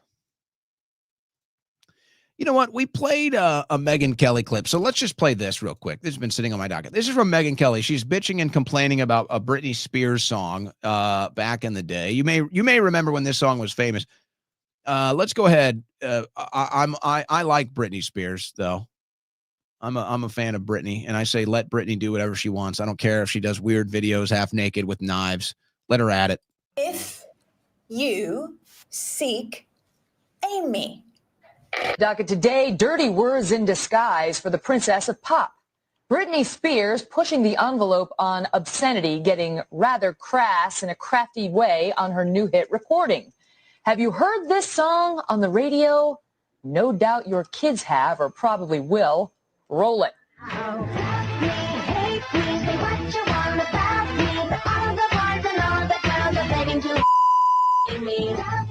don't have to bleep that out. That's on the radio. You don't have to censor the line that. we bleeped out goes, love me, hate me. All of the boys and girls are begging to. And then she says, if you seek Amy. Doesn't make any sense, does it? A while back, we took her to task on America's Newsroom for some X-rated lyrics in her new song. And now the queen of pop appears to be calling us out.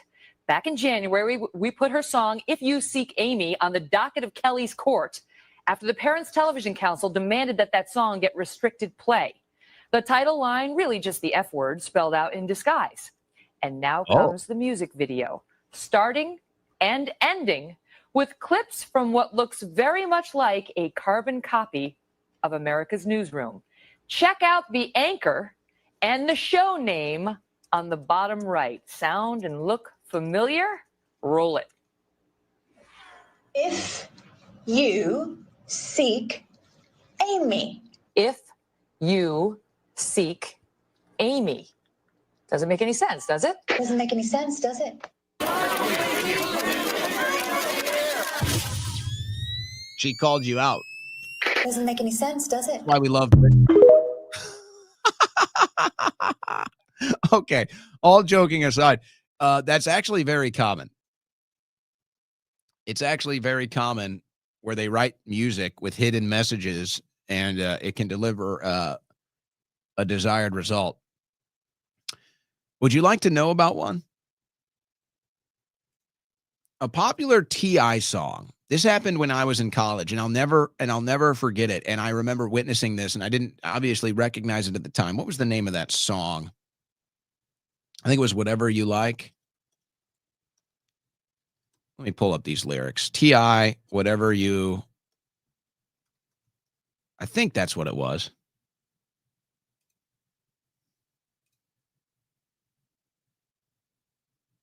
Is that the one? Or was it Living My Life? Is that what it's called?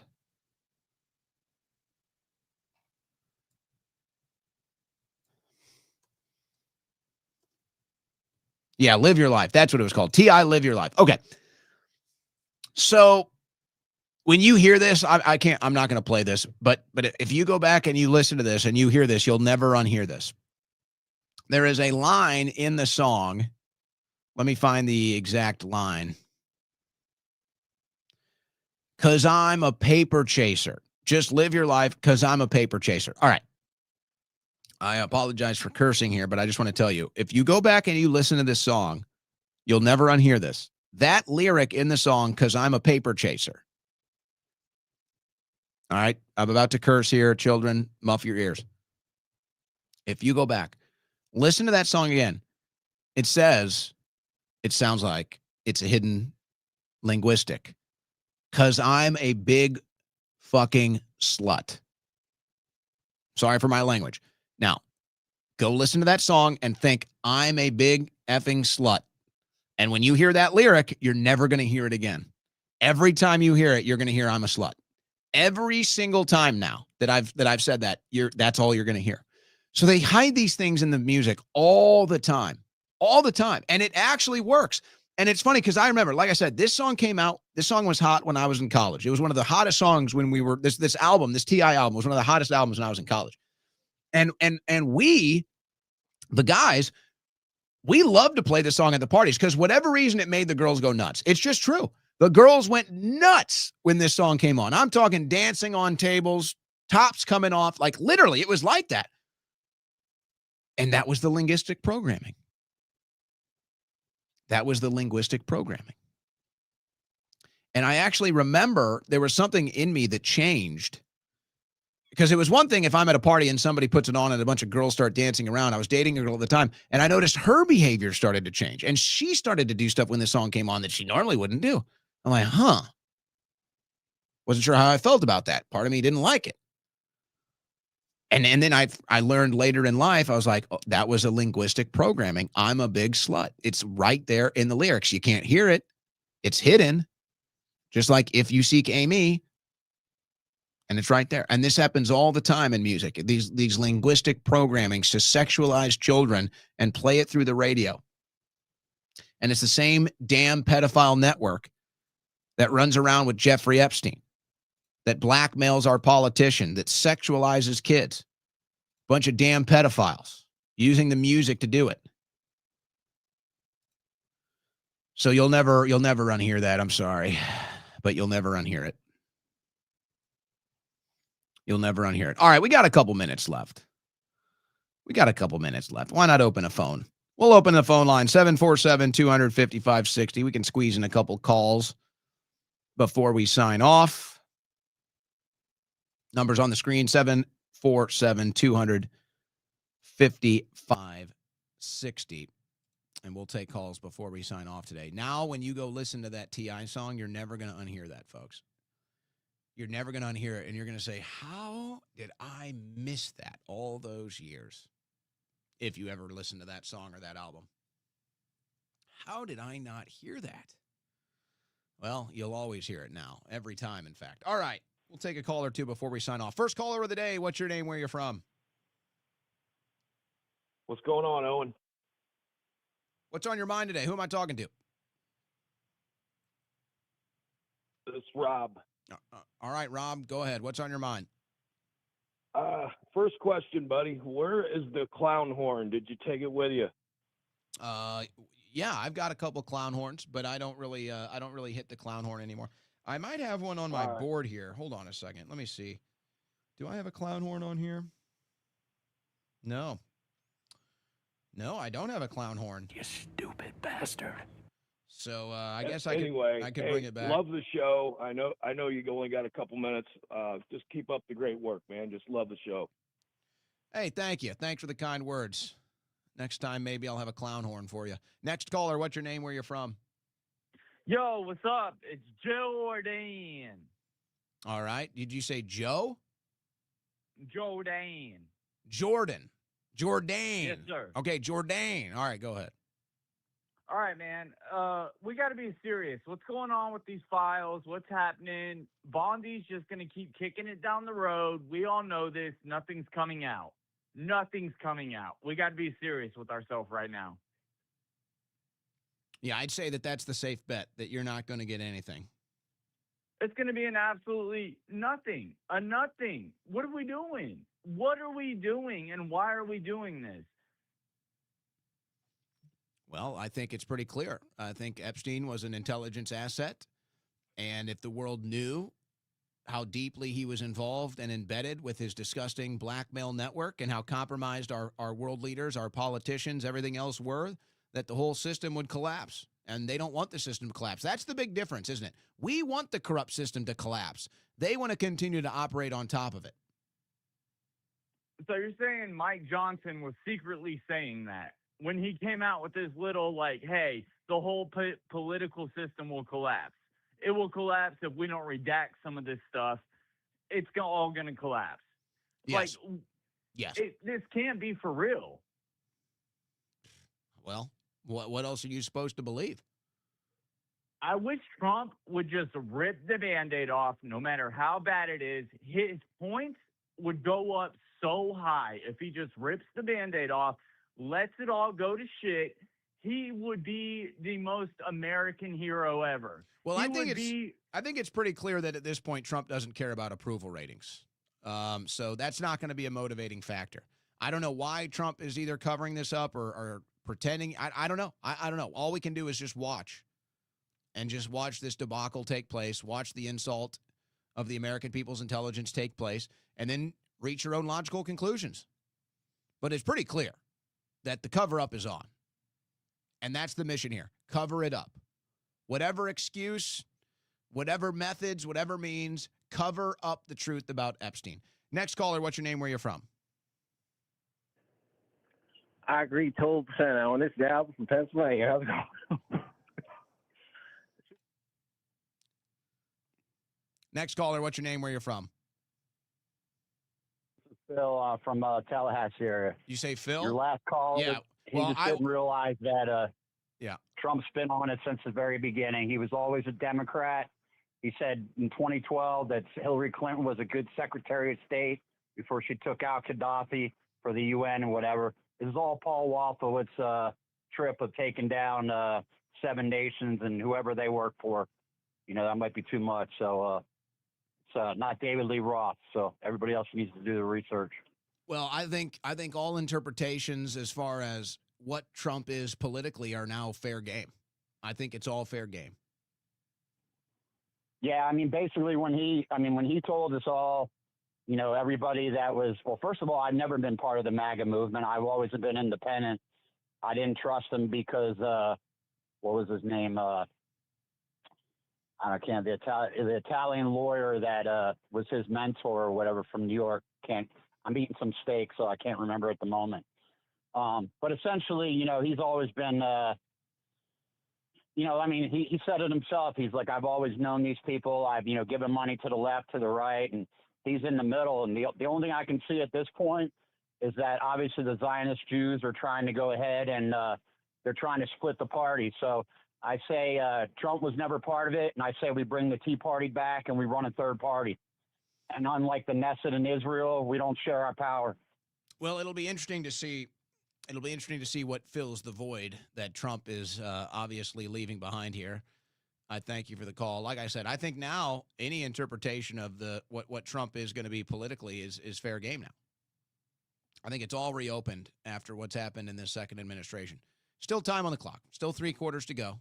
So he can still correct course. He can still decide his own legacy. But right now it's not looking good. And it's not what we thought MAGA was. It's definitely not America first. And so we're all witnessing that. All right. we're signing off for the day. Tonight, I am going to be with Shipwrecked at 7 p.m. Central. So we'll be talking to her in about an hour. I'll do an hour break, and then we'll go live with her. We had asked the doctor earlier today. I'm on with Anomaly tomorrow morning, noon Central. I'll be on with Anomaly. So stay tuned for that. We'll be updating everything on X as well. All right. Watching the markets. NVIDIA beats the call. Markets are popping. The bubble continues to expand. Will it burst in 2026? That's the question. Another wild day of American politics, folks. Another day where you're not getting any answers on Epstein, and you're insulted if you dare think critically or ask the obvious questions that we all want answers to. God bless. God bless. Godspeed. We'll do it same time, same channel tomorrow.